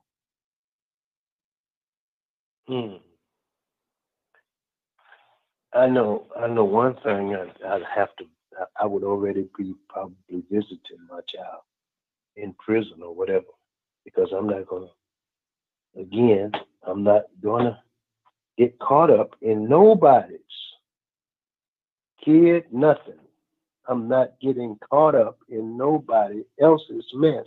Mm-hmm. Nobody. I got enough to answer for myself. Mm-hmm. I'm not answering for nobody. I'm talking about, I don't care who it is. I'm not going to the grave with your stuff on me. Period. Mm-hmm. We love our children, but if my child, I have to tell you, that I'm like Frank, I don't want to speak that into my child's life. Mm-hmm. But let it be known that I'm not going to hide it. Take you in, let me, come on, son, because I'm not going to not only add to his time by harboring a criminal, I'm going to jail too. Mm-hmm. Yep. I ain't doing that. Mm-hmm. No, sir. Mm-mm. No. Mm-mm. Now, you know, I can handle being discreet in such a way when it's not life threatening. Mm-hmm. But when a life it comes into play, no, sir. Mm-mm. Nope. Mm-hmm. Not doing that. Whole different ball of wax. Okay, we got a whole different. Exactly. We got another caller. Caller, what's your name? Where you calling from? This is Rico calling in from Atlanta. Rico, man, what's wrong with your phone line today, man? I've been trying to get you, brother. Man, I've been calling you. It just went through for the first time. Other than that, it was trying to make me make a selection. A selection? Yeah, it was telling me to press a button, man. I mean, I'm like, this is the first time it rang. Wow. I don't know what that's all about. But we're talking about today. We're talking about is not telling the truth the same as lying. Not telling the truth the same as lying. And we got something on the table right now, and I want to hear your heart on this. Rico, you have a son or a daughter or whatever, but 12:30 at night they come home. And they come home and you in the bed, you sleep, you wake up and you walk through the house because you hear a lot of stuff going on. And when you approach them, there's blood on their clothing. And you say, well, what happened to you? And they say, well, Daddy, the person I was telling you about, they kept harassing me. Well, I took care of it. What do you do at that moment? Do you call the police, or do you keep them at home and try to take care of the situation another way? What do you do, Rico? Well, I'm gonna find out what they meant by took care of. Mm-hmm. You know, hopefully I don't have to walk in and catch them trying to hide that they got blood all over. Because if they're trying to hide all of that, then they might have did something wrong. Mm-hmm. It might have just been trying to protect me and didn't want to disappoint me. But for the most part, if they didn't come to me and they was hiding some stuff, I'm gonna think, okay, you did something wrong. Mm-hmm. So then I'm gonna find out what they meant by took care of. And if they messed around and got with some knuckleheads and just call themselves putting in some work, we got to go down here and talk to these police. Mm-hmm. Because I can't condone your wrongdoing or your taking a life. I don't care if you mine. Right is right and wrong is wrong. Mm-hmm. And so I look at it like this. If you was young Jeffrey Dahmer's parents or young Ted Bundy's parents and seen them come home mm-hmm. with blood all over them, you want to hope the best for your children. But the reality is something ain't right. Yeah. I need to check into this because I've been around on this world long enough to know that something has to be extremely wrong for this scene that I'm looking at. Mm-hmm. And so I'm going to dig, and depending on how bad it is, my child might be in jail. Mm. So you'll turn him over to the system. If I know he running around here doing some Jeffrey Dahmer or Ted Bundy's, mm-hmm. or if I know he out here being a knucklehead, doing drive-bys and some little innocent child don't caught that bullet to the head, mm-hmm. you got to go, son. Mm-hmm. I didn't bring you into this world for this. Yeah. Okay. Right is right and wrong is wrong. There you go. Hey, can't nobody say you're wrong in the way that you feel, brother. Absolutely. Leonard, what do you say to that? Say to what, Ryan? He said he would turn him over to the system because he didn't bring the child into the world to do the things that they're doing now. And like I said, I have a more tribal concept. Mm-hmm. Now, if he has actually done something wrong after I find out something and information that he provides, Mm-hmm. then of course. Mm-hmm. Mm-hmm. But if it ain't something like that, no, I'm not running down to the police. Okay. Yeah, like I said, it depends on the extreme. You know, if it's something small and you had a fight, that fight might have gone the wrong way, but you were defending yourself 50-50. Mm-hmm. But if you just out here with the local little gang and y'all shooting up, man, and one of these children catch a stray bullet, you were involved, I'm not going to protect you. Mm-hmm. I'm not going to protect you because I know I didn't bring you up to go up here shooting up for people's houses. Mm-hmm. And then you done took a life. God ain't going to even forgive that 9 times out of 10. I don't know. But for what I understand, that's going to be a hard one, you know what I'm saying, to just get forgiven for when you knew you were doing wrong. Mm-hmm. Exactly. Toya, what's on your heart? Oh yeah, I'm sorry. I must mute my phone because I'll be talking and making all kinds of faces and stuff like that. And I got thrown off about that last one about the Lord not forgiving. The Lord forgive all things if you go to Him in repentance. He's the only one that can wipe the slate like that clean. He's the only one that when man know you did it, you might have done it. The Lord is the one. I done seen stories, so we don't know how. But you done got out on 5 years behind something like that. So, my mouth kind of dropped with that last one because, hey, the Creator all do what He want to do. And He's done it in some situations that, people didn't understand, but I bet the parents got it. But, no, Cain and Abel. You know what I'm saying? I was just having a conversation with someone about Cain and Abel, the first murder. You know what I'm saying? And what transpired and how it went down and the things that took place and the curses that could have come behind it. You know what I'm saying? So I will say that I do think that take you out of here myself mentality is something that I've been delivered from. Because I was like that. I made it my business to be so scary that when you go to jail, you gonna rather go to jail than deal with me. So, I've always stressed the importance of making sure you do what you got to do. You know what I'm saying? Thou shalt not murder. It is what it is. But at the end of the day, we're going to be honest about it. Whoever, however it is, I need to know what's going on. I need to what the problem is. We need to figure out what's going on, and we need to try to make it right because, things do happen. People do get out of control, And again, I remember living in my deception, which the Lord is still working on me. If I was deceived for 40 years, it's going to take more than 3 for me not to be deceived. But I remember in my deception doing a lot of things that I think the Lord did not catch me no charge because I didn't pull the trigger. And I would have went home and there's family that I know would have helped me hide it. And there's family that I know that wouldn't. But I will say that, the point of deliverance that I am come to is that whatever it is, I'm definitely not scared to commit myself. I don't want to murder nobody, but I'm going to murder somebody if they think they're going to murder me. Good deal. You understand what I'm saying? Absolutely. Rico, talk to me, brother. Yeah, I think that question, there's like so many different levels to that question. You got people out here in this day and time that look to kill, rob, and steal. Like I said, notice I did say a Jeffrey Dahmer, Ted Bundy. Yes. What parent is gonna love and embrace that? You know what I'm saying? What parent is gonna say, "Oh, I forgive you," and then okay, let's put this other spin on it. Let's say your oldest child, 18, 20, 16, they're like molesting 3-year-olds. You find out, you catch them. Well, you just gonna be loyal because that's your baby? So you brought them into this world. You're gonna allow that sickness to keep going. You know what I'm saying? Now it might be brutal. It might be slight, small molestation. It could be brutal. It could be damaging. It might cause death. Your child did that. Maybe they had traits before then that you overlooked because that's your child. So what can you do then when they cross that line? Because it's something, like I said, some people are sadistic. They are intentionally walking around looking to do harm to people. Some of these people have parents. They weren't born out of thin air. They were born by somebody. I wonder how their parents feel. I'd like to hear the answer from Jeffrey Dahmer to Ted Bundy's parents. Exactly. Leonard, what's on I your can't speak on it. Yeah, absolutely. Leonard, what's on your heart, brother?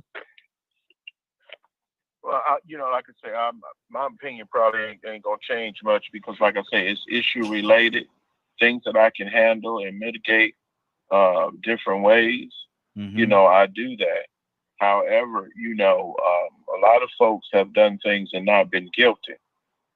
And so, like Rico and I believe other people have said before, I really need to know the issue.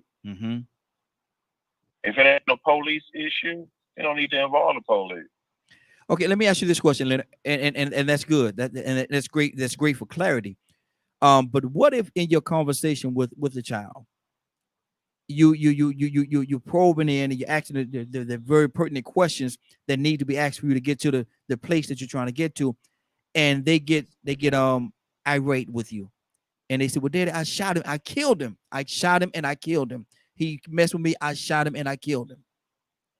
Does that change the whole situation? Does that change your output? Does that change how you deal with the situation now that you know without a shadow of a doubt this is what happened? You shot the individual, the person is dead, and now they're standing before you. What do you do? It really depends on the situation. Because I believe there's a lot of people that need to be shot. So I ain't sitting around here really second guessing or anything what happened. It is what the situation is at the time.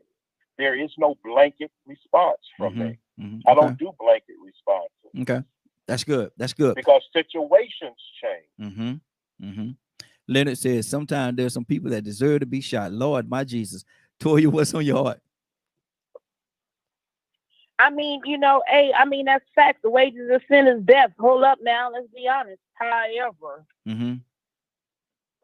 we know in our right mind that it's not the right thing to do. That's for God to do. And then, not for nothing, it's like something that Rico said earlier. People do know their kids molested.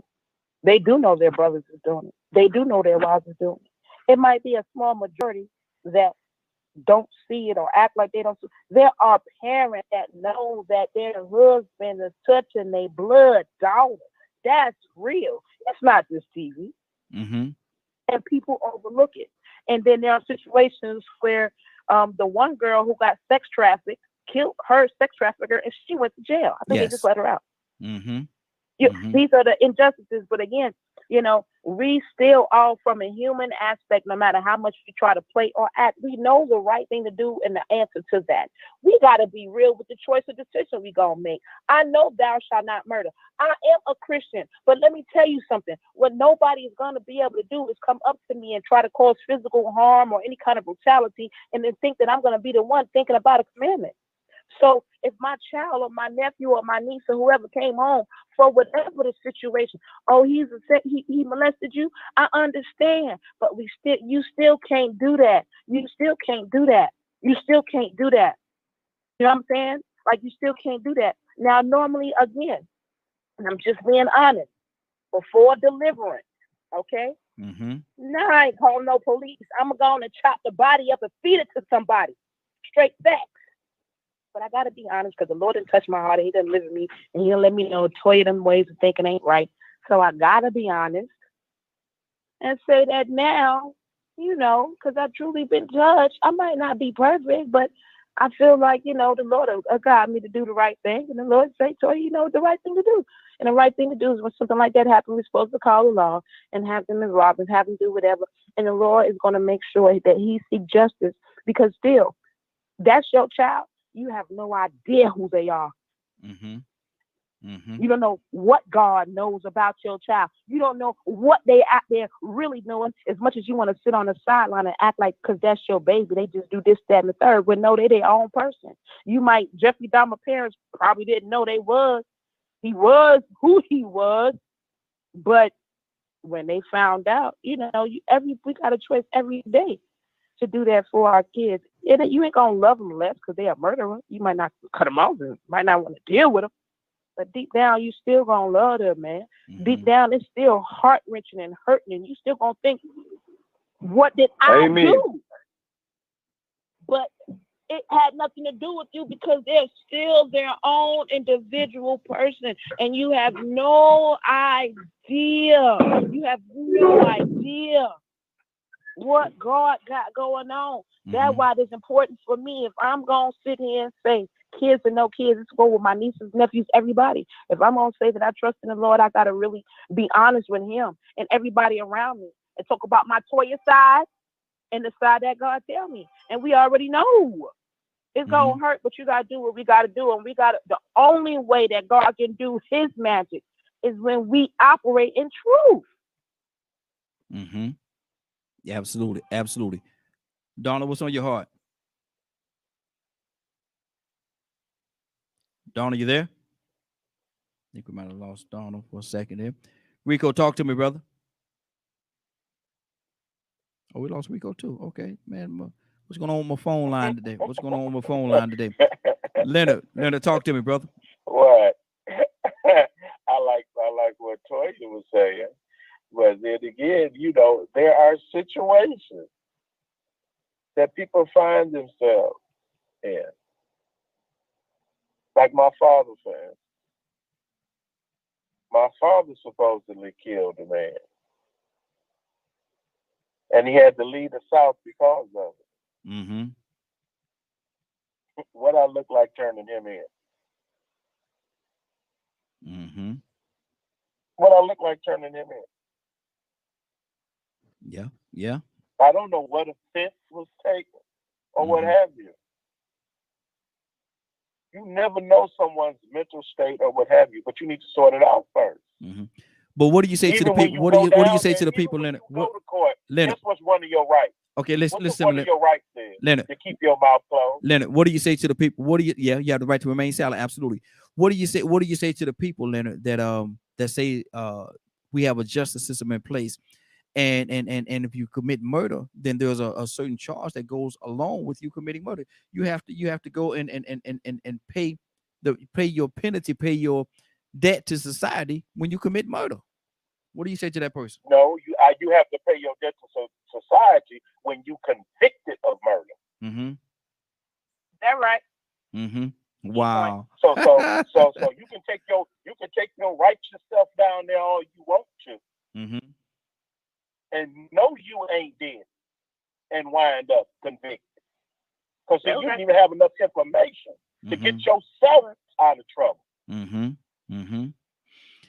I'm having some issues with my phone line. I'm gonna get everybody, if I can get y'all to do this, hang up and wait just 1 minute and call right back. I'm gonna carry it for about a minute and get our phone lines. Something's going on with the phone lines, actually kicking people out. I don't know what's going on with it. Skype got their own little mission today, I guess. So everybody hang up and call right back in about a minute. I'm gonna shut it down and bring it right back up. Y'all do that for me, okay? Good deal. Yeah, something's going on with the phone lines today, and it's actually kicking people out. So I don't know what this is all about, but we're gonna keep this thing going, and we're getting the phone lines back up and running. And I want you all to call back in as well. Give us a call, 678-381-1973, 678-381. Y'all know how technology is. Y'all, come on, man. Y'all already know how technology is. This thing is something else, but we're not gonna let it stop, hold, or pause us in any kind of way. We're gonna keep this thing moving. Great conversation. What would you do? Everybody that's listening to the sound of my voice right now, what would you do if it was your child? What would you do if your child has committed a crime and they come home bloody? Would you and you have that conversation with them? You have that conversation with them, and they tell you what they've done. Asking the question is not telling the same as lying. Are you lying? If you don't turn them in, are you lying? Hold on for a minute. I'm trying to see it. There you go, Rico. Man, I was on the other screen. Didn't even see you, brother. Didn't even see you. Oh, okay. I've been sitting here looking at you for a second. I had to go ahead and get off that phone line. Oh, yeah. It's acted up. I was wondering what happened. And I just shut the phone line down and told everybody to call back in because I saw it. You had dropped as well. And I'll be on different screens, man. I ain't know how long you been. How long you been here, man? Probably it ain't probably been about 45 seconds. It ain't been long. Okay, cool. Well, Rico, what do you do, man? This child is standing in front of you, and you have that conversation. You have, hold on for a minute, get the phone line. Okay, you have that conversation, Rico. You have that conversation with them, and they say, "Well, Daddy, I killed him. I shot him, and I killed him. He's dead." What do you do? Do you turn him in? What do you do?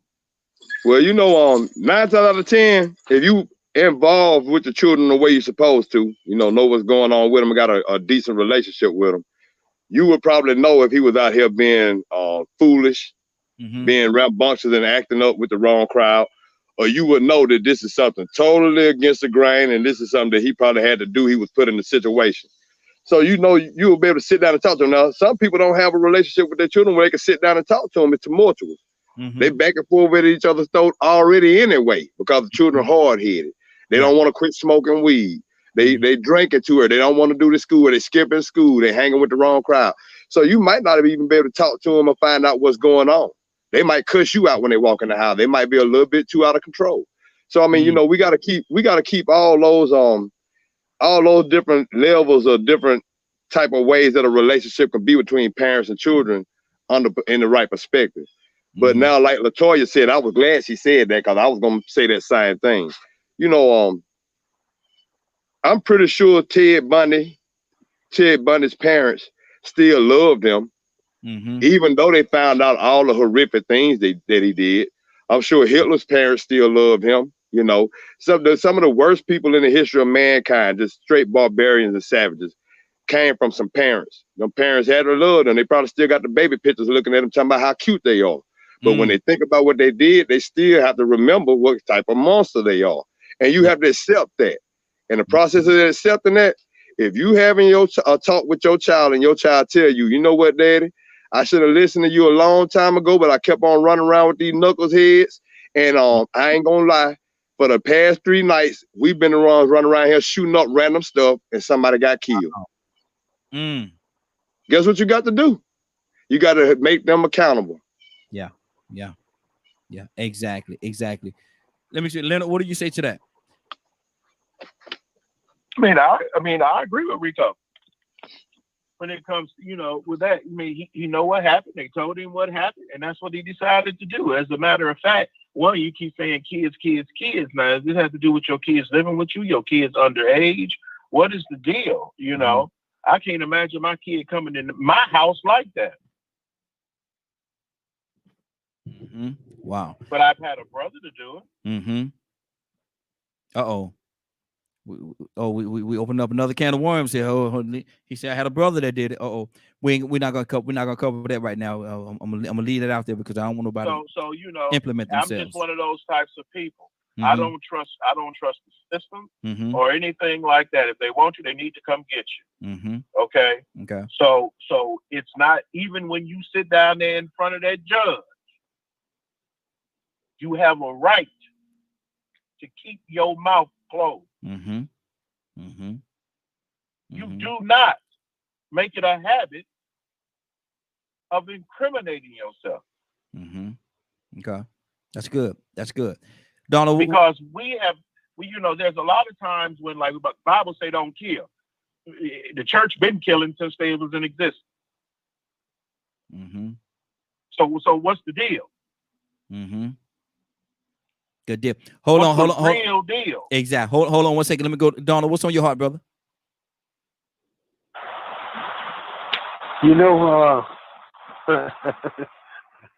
I thought about what you said when you talk about your kids come to you and tell you, now I got one child, I would believe it. I would believe that some kind of way you done got yourself set up. I told you. I done told you if you don't stop it, you're going to get caught up. Now I got another one. I'd have to say, what happened? Yeah. I'd have to ask him what happened. As a matter of fact, the other 3 boys, I would have to ask him, how did this come? How did you get involved in this? But one, I said, boy, I was waiting for this call. Come on, let's go on and turn yourself in. Before you get in worse shape than you already is. You don't run, son, because you're going to add 15 years.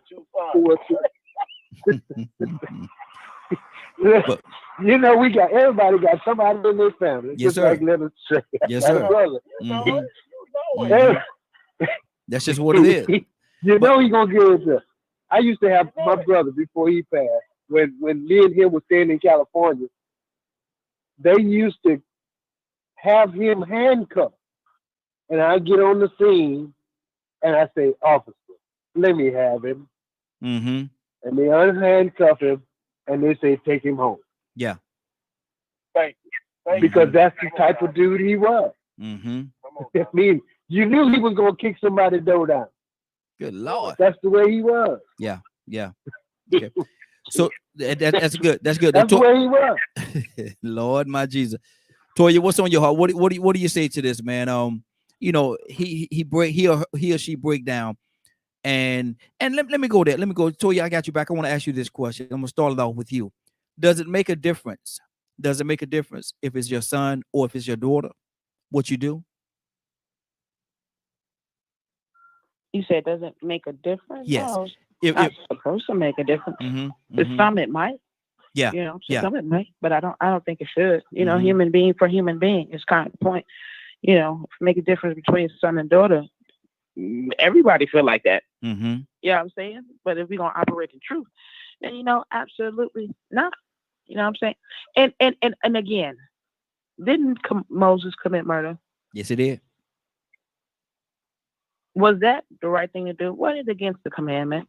Mm-hmm. Can't we all understand why he did it? He was angry. It was something that Moses lived in. Mm-hmm. That was the way of life back then. But it didn't fit right with him. And it was really, it's against a law of God to commit murder. But that's what they was doing. And it just one day he just snapped. You don't think they were like, well, what's wrong with you? Mm-hmm. This is what we do. Mm-hmm. Just be glad it's not you. No, it didn't. He wasn't feeling that. And God had him with his own person. Because let me tell you something. You can probably commit murder. And the Lord probably will get you off. But the price you're going to pay ultimately as a human being for taking a life, unless you've taken one, you're not going to understand the torment you'll go through. You don't have to be in nobody's jail. You're going to be miserable in your flesh. Jail or no jail. Jail might keep some of these guys occupied when it comes to really dealing with the demons of death that you're going to deal with for taking a life that so many people don't understand until they cross that path. Mm-hmm. And only God can rectify that with you. You know what I'm saying? So it doesn't make it. We could try to make it seem like it make a difference, man or woman, if we want to.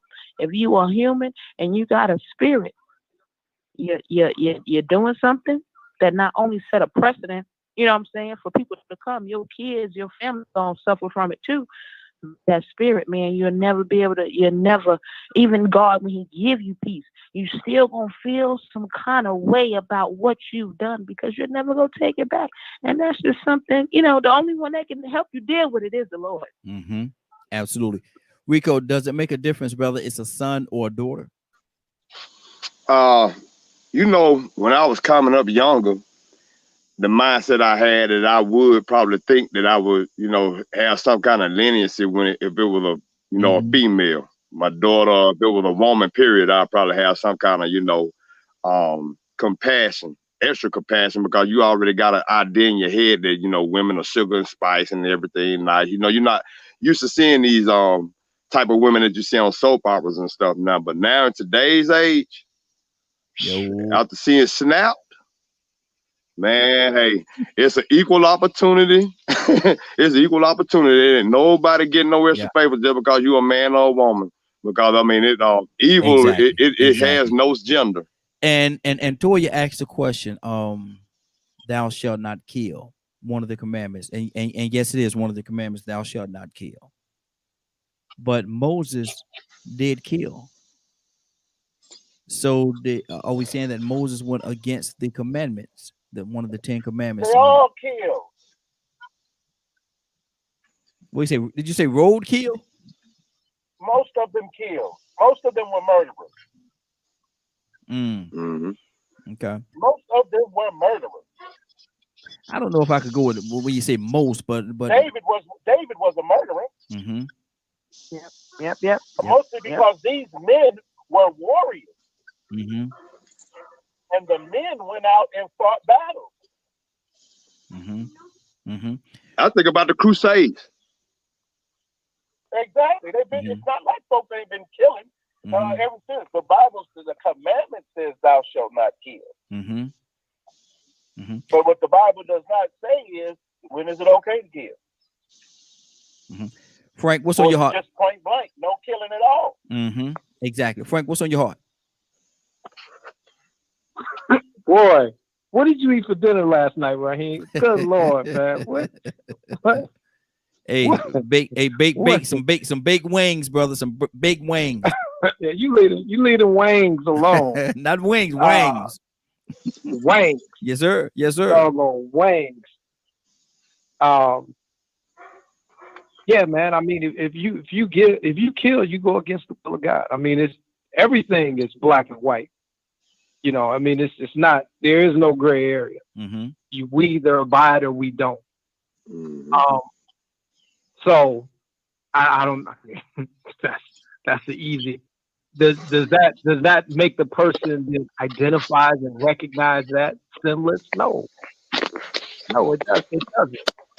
You know, we what know they a were saying, lot Frank, of things. what they were saying, that doesn't mean. Frank, Go ahead. what they were saying is and it does say one of the commandments is thou shalt not kill, but they were saying that a lot of the people in the biblical times actually committed murder in one way or another.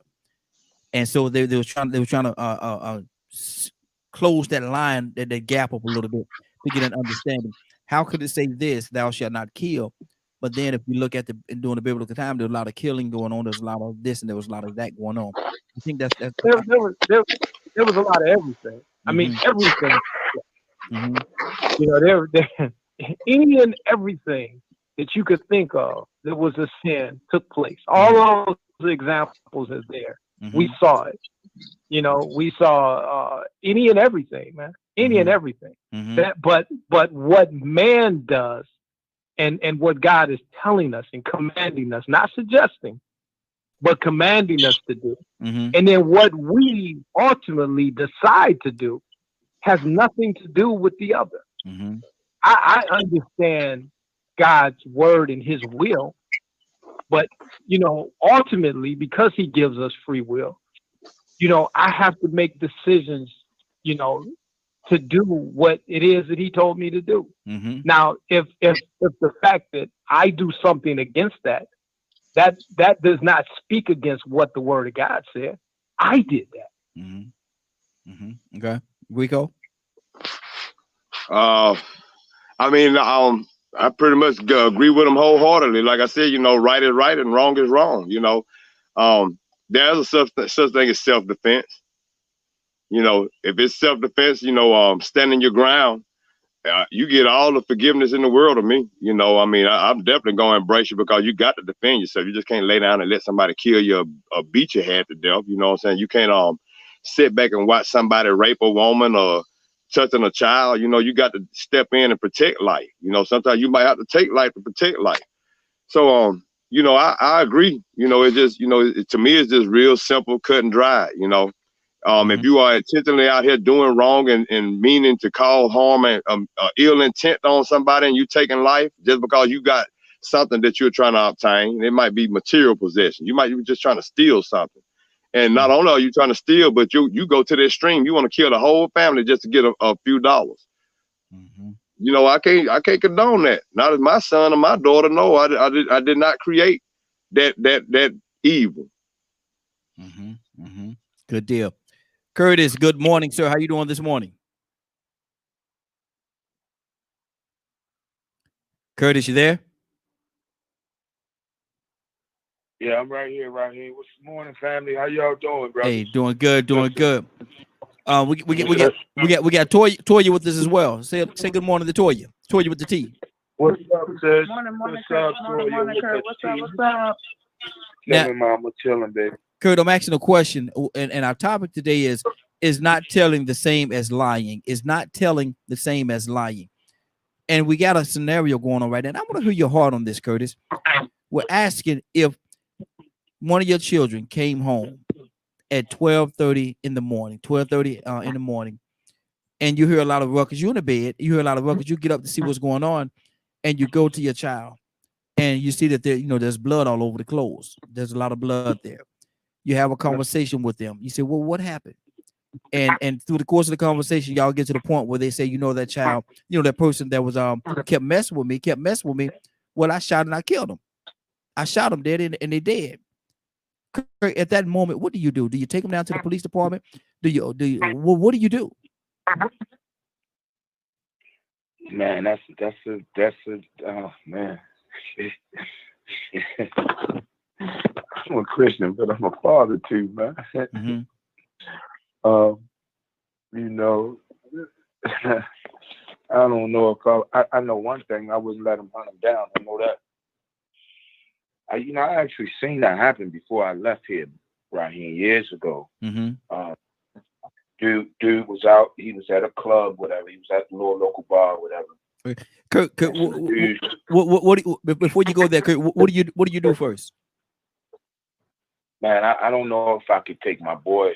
I don't know if I could take my boy straight to jail like that. I don't know if I could do that. Mm-hmm. I heard Leonard say something about hey, listen, you got the right to remain silent. So I think I probably would sit down with him, get the full details, and then kind of give him not I don't want to say tell him what to do, but give him some kind of guidance to say, okay, look, at the end of the day, this is a face you're gonna live with for the rest of your life. Mm-hmm. You're gonna have to make amends for this. So, here's what the law is. Here's how I think we should handle that.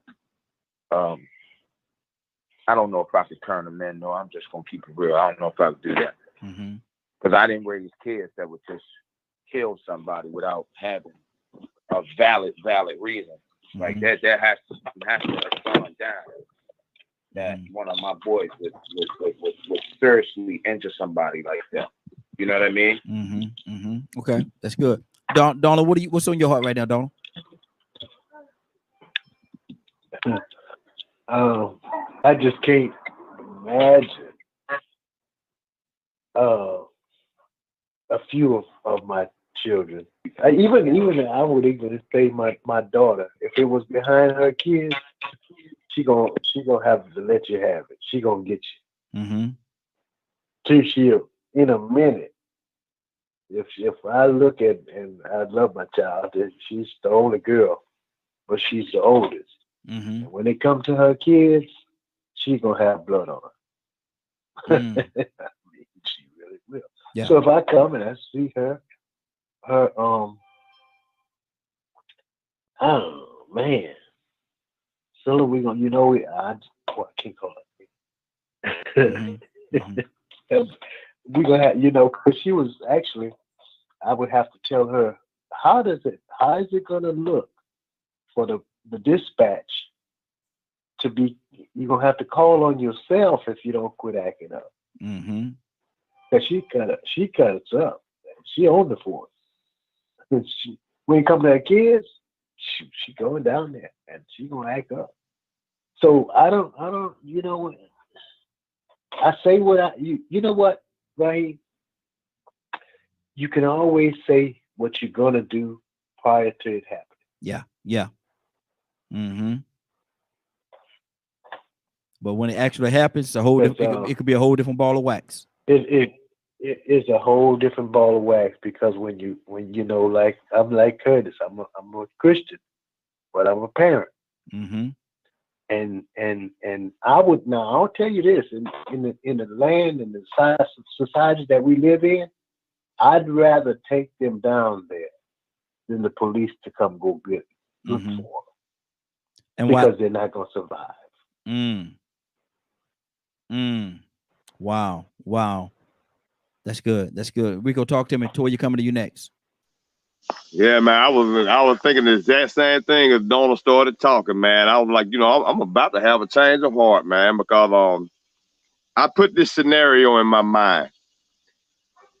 A body is found for weeks, days, months, maybe years. Somebody trying to find out who did this to this person that they found. One day you might find out that it was your son or daughter that did this. Mm-hmm. And they tell you why they did it. And the reason why they did it is probably justified. They probably deserved it. She probably did walk in on them touching her child or something. You know what I'm saying? Just doing the most. And they do this to that person. I'm starting to think more like Curtis. I got to advise them and let them know, okay, look, You might be able to get away with this. They don't know you did it. You might not, but you got to live with this. I don't know how you're able to live with it, but if the police get wind of it, like Dawn said, you might not survive. You know, especially if it's a hot thing going on at the time. I mean, it might be an all points bulletin. They on the lookout for somebody, a fugitive at the point in time. When they walk up on you, they might use the extreme force possible at that point in time. But now, if some time has passed, years has passed, you know what I'm saying? I mean, it's I think the best thing you would be able to do is to advise them and let them know that they got to live with this. You know what I'm saying? I mean, but at the same time, as that parent, how would you look at this child for the next 20 years knowing that you hold this secret in that they killed this person and you the only one know it? You still got to deal with God with your conscience. You know what I'm saying? You still got to deal with the fact that, you know what I'm saying, whether they were right or wrong, you still got to deal with the fact knowing that they did this and they did, you know, I don't know, that's like Donald said, man, it's easy to say what you will do until you get in that situation. Exactly. Toya, what's on your heart? I mean, no, absolutely right. That's kind of, you know, why I kind of just thought about Moses. You know what I'm saying? Just to stress the point that we're human and emotions do take over. You know what I'm saying? Well, one thing for sure, okay, is I'm not going to sit up here, like I said earlier, and here you come murdering me and you think I'm going to worry about a thou shalt not murder you. That's first and foremost. I can't let that happen. But I mean, just from a realistic aspect, you know, being human, we're going to feel like that. You know, like when what was that? Abraham was taking Isaac because the Lord told him to go kill his own son. You understand what I'm saying? Most people ain't gonna do that. God gave his own son. We all know that Jesus gave his own son, but we ain't that really real. What we finna be talking about? We finna be giving up our kids. But that's understandable. Does that mean you're not Christian? No, it means you're human. You're supposed to feel like that. But everything that we know about God and He created us, and we go home with Him, we ain't trying to hear that when they talk about sacrificing our kids. Is you crazy? But you're a human. You know what I'm saying? We are human, and we have choices and abilities, and not even nothing, a savior for the way that we feel. But it's important that we utilize our powers for the right reasons. And when there are times to fight, and when we're fighting in Jesus' name and God's name, we're going to prevail. When we are fighting and we're supposed to die, we're going to live because we live in our life according to the Lord. So we just use Him as a savior in it all, not to negate the fact that we're not human, because there are humans that are using their power to kill and rape and molest. So we get, we get all that. Even me, I had grace. A boy beat me with a belt. I was purple, blue, and green. Now, I might talk a lot of junk, but I don't really, like want to hurt nobody. But I returned the favor by beating him with a bat. And I was ready to do my time. And I didn't want nobody to put up probation. And I did do something wrong. I did break the law. And I'm willing to accept that. I'm going to go on to jail and get my little time, honey, because I don't care jail or what. I'm not going to let nobody beat me or hurt me, because that's not what I get up to try to help make today. So I just can't let that happen. And if I got to go to jail because I'm protecting myself and defending myself, I'm going to turn myself in. You ain't going to chase me. But the reality of it is that we're all human. And we're supposed to be trying to the best of our ability to execute, life. The steps of life, not execute the steps of death. Want to kill people for any reason, even if it's something as deep as a child molester. Most people that have been abused, I've been abused too. Do you know they really don't want their abusers killed? And if they do, they want to do it. They don't want nobody else to do it. That's why they ain't tell nobody. If anybody want to do it, they gonna want to do it. But for the most part, most of them are gonna feel like, no, because you just don't want nobody to ever experience the kind of hurt that you had. And some of them, they might want them to get the business. But for the most part, they have very sympathetic hearts, because the pain that the abuse caused, they don't want to cause no more problems. You know what I mean? But again, it's understandable. And what's supposed to happen is that in the court of law, when David and them did it, they would get around people and be like, hey, this is the charge at hand. Say ye. You know what I'm saying? Yeah. This is what's going on. And by you doing this, that, and the third, then you're going to get stoned. Or by you just stand the third, then you pay the person back. Or by you just stand the third, by a common ground of our peers, we're supposed to be saying, all right, let's analyze what happened. Let's be honest about how we feel, and let's come up with an honest punishment. But again, we humans, we're taking it and doing it like Emmett Till. Imagine back 1960s, your son looked at a white woman, because that was the law. And you got to turn your son in. Now, them black folk know that was foolishness back then, but this was the law. And now you got to go turn your son in because you looked at a white woman and you know he gonna die. See, things change for them then. Even though we talking about law now, back then, some of them probably gonna be like, no, nope, come on, let's move. And they're gonna move cross country because it was just different, aerodynamics or demographics or whatever. You know what I mean? But I mean, this is the beginning of time. The same thing that's going on then, going on now, and there's all of us as humans. Good deal. Good deal. Let me go to Frank. Frank, what's on your heart, brother? Man, I love God. Some conversations are tricky. This is one of them. This is one of those tricky conversations, because I always say that you can touch things that are common and it doesn't mean anything to people. But when you begin to touch sensitive things, and this is one of those things that I've talked to you before in private, Raheem.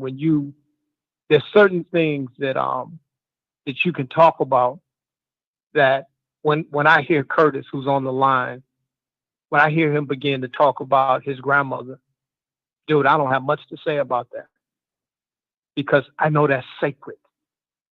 And you would be a fool to mess around and speak incorrectly about Curtis's grandma, because that young boy from Baltimore will get a ticket to come see you. So it's certain things that, we have to recognize and identify that those things are sacred. Not only that, I believe as Christians, there's certain things that we need to discuss amongst each other. Not only as Christians, but as family. There's things that I will talk to my family about that I won't talk to everybody about, because it ain't everybody's business. And then there's things that I will talk about to certain people that I don't talk to other people about, because I understand it could harm and damage a person that's not mature. When we begin to talk about scripture, the one thing that I realized and that I have identified from the very beginning is that I'm not God. So scripture does not prove itself out according to what Frank does. So when we begin to look at scripture, when we begin to look at the story, different stories in the Bible, they're teaching lessons. Each and every last one of them, they're teaching lessons, very valuable lessons, lessons that I believe that the majority of us on this line have benefited and grown from. When I heard the story of even I had children, when you begin to talk about sacrificing your son, I was like, oh my God, Lord. But the lesson that it was teaching, and we can never rob anybody of that, is obedience. The ram in the bush, God's provision. It begins to teach you all of those valuable lessons. It gives you foundation that we need. So, of course, we understand that any type of even sacrificing animals has been done away with. Burnt offerings, that doesn't take place anymore. So we don't have to worry about that anymore. But we can't rob other people of the experience of the Bible, because those lessons are important. They're so important. They shape and mold you. But the thing that we do have to make sure that people understand is that as you listen and look at me, the only thing I'm trying to do while I can is to lead you to God, who is without spot or blemish. Because if you continue to look at Frank, you will find flaws, because I'm flawed. Good deal. Good deal. Let me go to Leonard. Leonard, what's on your heart? Hold on. Before I do that, hold on. Donna, are you still with us? Yeah. I'm still here. I know you say you had to jump on. Let me come to you, and then I come right back to Leonard before you get up. And I just sent you something too, Leonard. I mean, Donna, I just sent you something. You did? Okay. Yeah, I got it. I appreciate it. Okay. Yeah, I appreciate that, I got it. Mm-hmm. Yeah, I mean, I think it's Leonard's turn because, man, when you talk about family, I'm talking about kids. When you talk about kids, our kids, my kids, I know my kids know me pretty good. Mm-hmm. They know that I'm no foolishness, non-tolerant. I'm not gonna put up with your mess. I've done all I possibly can, and my son, he appreciates what I did with him because I actually didn't want him to hang out and get caught up with hanging out with foolishness. So guess what? Get your clothes out the closet and out the drawer and find somewhere for them because you can't hang out here. Because the system will trap him in hanging out. So instead, I will go to the extreme to keep you out of mess. Mm-hmm. So if you come back and get caught up into mess, then what you gonna do about it, not what I'm gonna do about it. Because I expect you to do the right thing. Now, Donald, this whole scenario that we're talking about with the kids, coming home bloody, and you having to deal with it at that moment, does it make a difference whether it's just a son or a daughter? Does that play in? Oh yeah. When Why? it's my daughter, yeah, it has to me, because it's my daughter. Mm-hmm. She is a little bit different from them boys to me. Mm-hmm. Don't you come and act up with her. You can act up with him because I expect them to deal with that on their own. Mm-hmm. Now she will, but I'm like this. If you can't, then I've got you back some kind of way. I might not survive it, but you will. That's how I look at that. Okay. Good deal. That's my daughter. Mm-hmm. I got you. Now back to Leonard. Leonard, what's on your heart, brother? It depends on what you talking about. I like what Donald said about this situation, but I hope people understand, the situational nature of it. Mm-hmm. And this is why I always used to tell people, yes, I read the Bible regularly. I love the Bible. But let me tell you, that Bible is full of dilemma. The Bible is about what other folks did. What you gonna do? I don't know nothing about it. I can just read about that. But we got a situation now, and going into the future, what am I gonna do? Now you can sit there and think that doing what I'm gonna read the Bible and the Bible gonna answer my question. And what if that answer in the Bible don't fit your situation? But because you read it, you think it does. Mm-hmm. Good deal. Curtis, what do you say to that? Curtis, what do you say to that? I like what Frank said, mm-hmm. because he was very transparent about it. Mm-hmm. Because, I tell Frank, I pick on Frank because I know Frank knows what's right, according to the scriptures. If I had any question about what the scripture says, I have no problem with asking Frank about that. Mm-hmm. But even Frank, like he said, quiet God, don't follow Frank. Because there are issues that Frank is going to have with certain things that Raheem may not have, that I may not have, that Donald may not have. Mm-hmm. And that's when I trust the Holy Ghost. Come on. But I ain't going to see people try to argue into this point of view that you got to do things. I ain't got to do nothing. I got to do what I want to do. Mm-hmm. Mm-hmm. Hold right there, Leonard. Let me go to Curtis. Curtis, what's on your heart, brother? Oh no, brother, I'm just getting my daily dose. Right? You know? Does it make a difference whether it's a son or a daughter? Nah, not really. I mean, both my kids know I ain't coming to visit you at no jail, though. They know that. Come on now. They know it up I'm front. No, my luck don't work like that. Mm-hmm. No, brother. I be done went in there on a visit. You know, hey, Mr. McNeil, come here, buddy. You know, we got you on docket. No, man, I see you coming. You don't go visit, they gonna keep you, Kurt.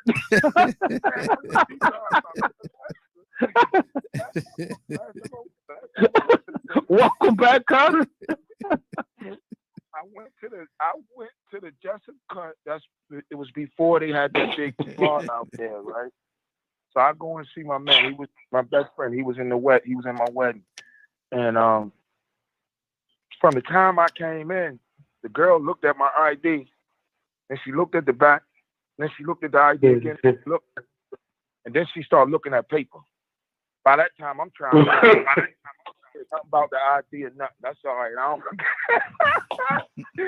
So I get the back, man. They kept walking by me, looking at me. I'm like, man, hold on, I ain't broke the law in 20 years. Why these people like it? So I don't go visit people in jail. No. But I don't know if I'm still gonna stand on mine. Mm-hmm. I don't know if I could turn my kid in. I don't know if I'm man enough to do that. I'm man enough to have a conversation, but I don't. For some reason, I feel like I would. Child to the white folk. Period. Yeah. And for some reason, I feel like I would be violating my grandma Annie. Mm-hmm. My grandma Minnie might want to, all right, baby, look, this we gonna do. We gonna get on the phone. We gonna call the news crew out here. So when you turn yourself in, it's recorded. You understand? But my grandma Annie now, she probably jump on 95, be throwing them kids in the trunk. Come on, let's go. We got to get up out of here. So I don't know, man. I don't know if I could turn my kids in, man. Hey, let me ask this question. Let me put this scenario to it. I grew up with some guys, man, twins. One killed the other twin and killed his oldest brother. What would you do in that situation? Oh, he got to go. He not going to jail. He's not going to jail. He's going to feed the cows that I got in the yard. That's what's going to happen to him. See, but he had a mental breakdown, though. He had a mental breakdown before he killed him and went in the house and made a bologna sandwich and sat in the house with his mama while his twin and his older brother was sitting on the front porch. You got to be kidding me now. You might have to take him out of here. Hold on now, Kurt. Kurt, somewhere I read where it said thou shalt not kill. Now, how you gonna shift yourself in the position of being judge, jury, and prosecutor, and now murderer, executor? You are absolutely right. I'll take that up with Brother Peter when I get to the gate. Raheem. Yes, sir. Yes, sir.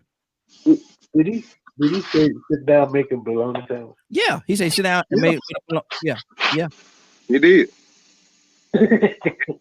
So his family on the front porch dead, and he in the house making a bologna sandwich. With his ill mother. With his ill mother. His ill mother sitting in the house, can't do nothing about it. And his oldest brother and his twin sitting on the front porch with holes in their head. He waiting on the police to come. Wow. That's pure evil, man. That's that's one thing that always has been on my mind. Like even being in the military and having one moment in my deployment to where, hey, I'm great slinging these shots down range. I've always wondered, like, the dynamics of when a person decides to take another person's life. Like for some reason I don't believe that you're you. I don't want to. Well, let me say it like this: I don't want to believe that of just a person can be that evil themselves and just blatantly take another life like that. I can understand it if it's self-defense, somebody beating you up and this, that, and the third. You're just trying to get these folk off of you, or whatever. Okay, I get that, but like, what is it that pushes the mind to that level of anger? Because emotion. You just doing that just to be doing it. You definitely ain't right in the head. Now being on the social side, the social work side, or the psychology side, isn't there something that's released that people say is worse than a drug when you become angry? Yeah, they do. They do. They say it releases some endorphins in the brain that is just like the same endorphins that release when you get high. But man, I mean, like, I don't know if y'all been paying attention. ID get ready to do that. The ID channel is ready to do that. I don't want to call him the first black serial killer, but the way they advertise is like he's the first black serial killer. His last name Sam something, and they saying that they knew he killed 3 people, but then once they got him in the room, he gave them 93 bodies.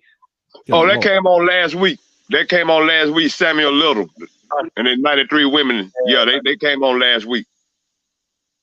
Yeah, like people like him and Raheem. You remember what was that boy name? Pee Wee Gaskins. Pee Wee Gaskins, yeah. You remember Pee Wee Gaskins? You gotta wonder, man. Like, are they really them, or is this some kind of demonic? It's just me talking. Is this some kind of demonic spirit that takes the body? Because now I do know. I've been in a couple brawls, and I was in one in particular. And, I was always taught, keep your eyes open, see everything.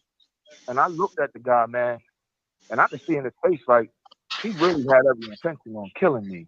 Like, his intention was to cause me as much bodily harm or take me out of here.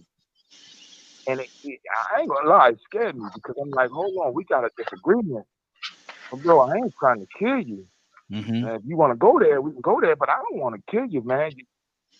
But I could see it in his face, man. It wasn't the same person. He didn't look like the same. I knew him, but he didn't look like the same person to me. Wow. And they say Pee Wee Gaskins, not only did he do what he did, he blowing up people in prison. He been doing what in prison? Blowing up people in prison. So he was real good with electronics. And the guy was messing with him, bothering him in some kind of way. And so what he did was he gave the guy his radio. He said, man, you can have this radio, man. I know you have a hard time. Take this radio. And he set the radio up in a certain way. So the guy took the radio to his room, plugged it up. As soon as it plugged it up, it blew up and killed the guy. Pee Wee Gaskins over there at CCI.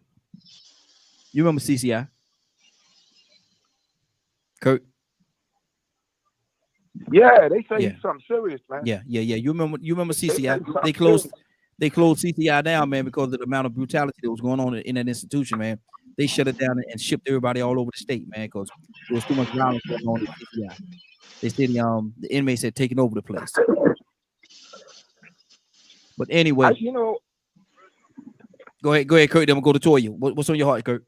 When I first came home from the military, that was my first job. And some of the things that you see, some of the things that you witness to, I'm gonna be real with you. My hat is off to them MCOs, man. Yeah. Because some of the things that they see, brother, man, it's just me. Ain't no human being supposed to, man. Yeah. That's a tough job, bro. It is. It is. Toya, what's on your heart? But then we're gonna get on out of here. Toya, do I have to say it to you, Toya? Oh, I think we lost Toya. I'm gonna say it to her. Wake up and go to sleep. Leonard, what's going on at 3:00 today, sir?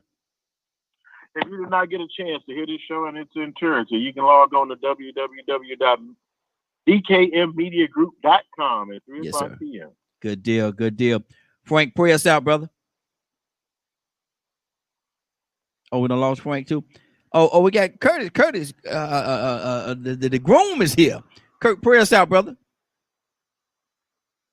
With all hearts and minds open, still to the throne of grace. Most gracious and heavenly Father, we humbly submit our mind, bodies, and spirits unto you, knowing it is only from you from which cometh our help, God. God, we come right now once again assembled under the banner of your grace, your mercy, which is always sufficient. We come right now, God, just thanking you. Thanking you for all the things that you have done, all the things that you are doing, and all the things that you will do in the future. God, we thank you for the continued strength, the continued courage, the continued wisdom, and the continued beauty that you bless us with each and every day. Let us all say, in the mighty name of Yeshua, amen. Amen. We are about to get out of here for today. It's been a great broadcast. I want to thank everybody for joining us. And more than that, I want to thank you for allowing DK Media Group and associates to be a part of your morning. We've had a great broadcast. Yeah, I need you to do something for me if you don't mind. Go out there and share this broadcast, and again, share this broadcast. It is now 10:04. You're about to exit the Morning Glow, but before you go, I want you to do me two favors, if you will. One, I want you to continue to pray for us because we're certainly praying for each and every one of you. Number two, why this is real simple. I want you to go out there, find somebody, and give them a hug because you never know. It could be the only hug that they got, or it could very well be their last. Love you, and ain't nothing you can do about it. Have a great day and a better tomorrow. And if we shine some of this light on you for the Morning Glow, take it out there into this wicked and cruel world that we live in, and let your light so shine.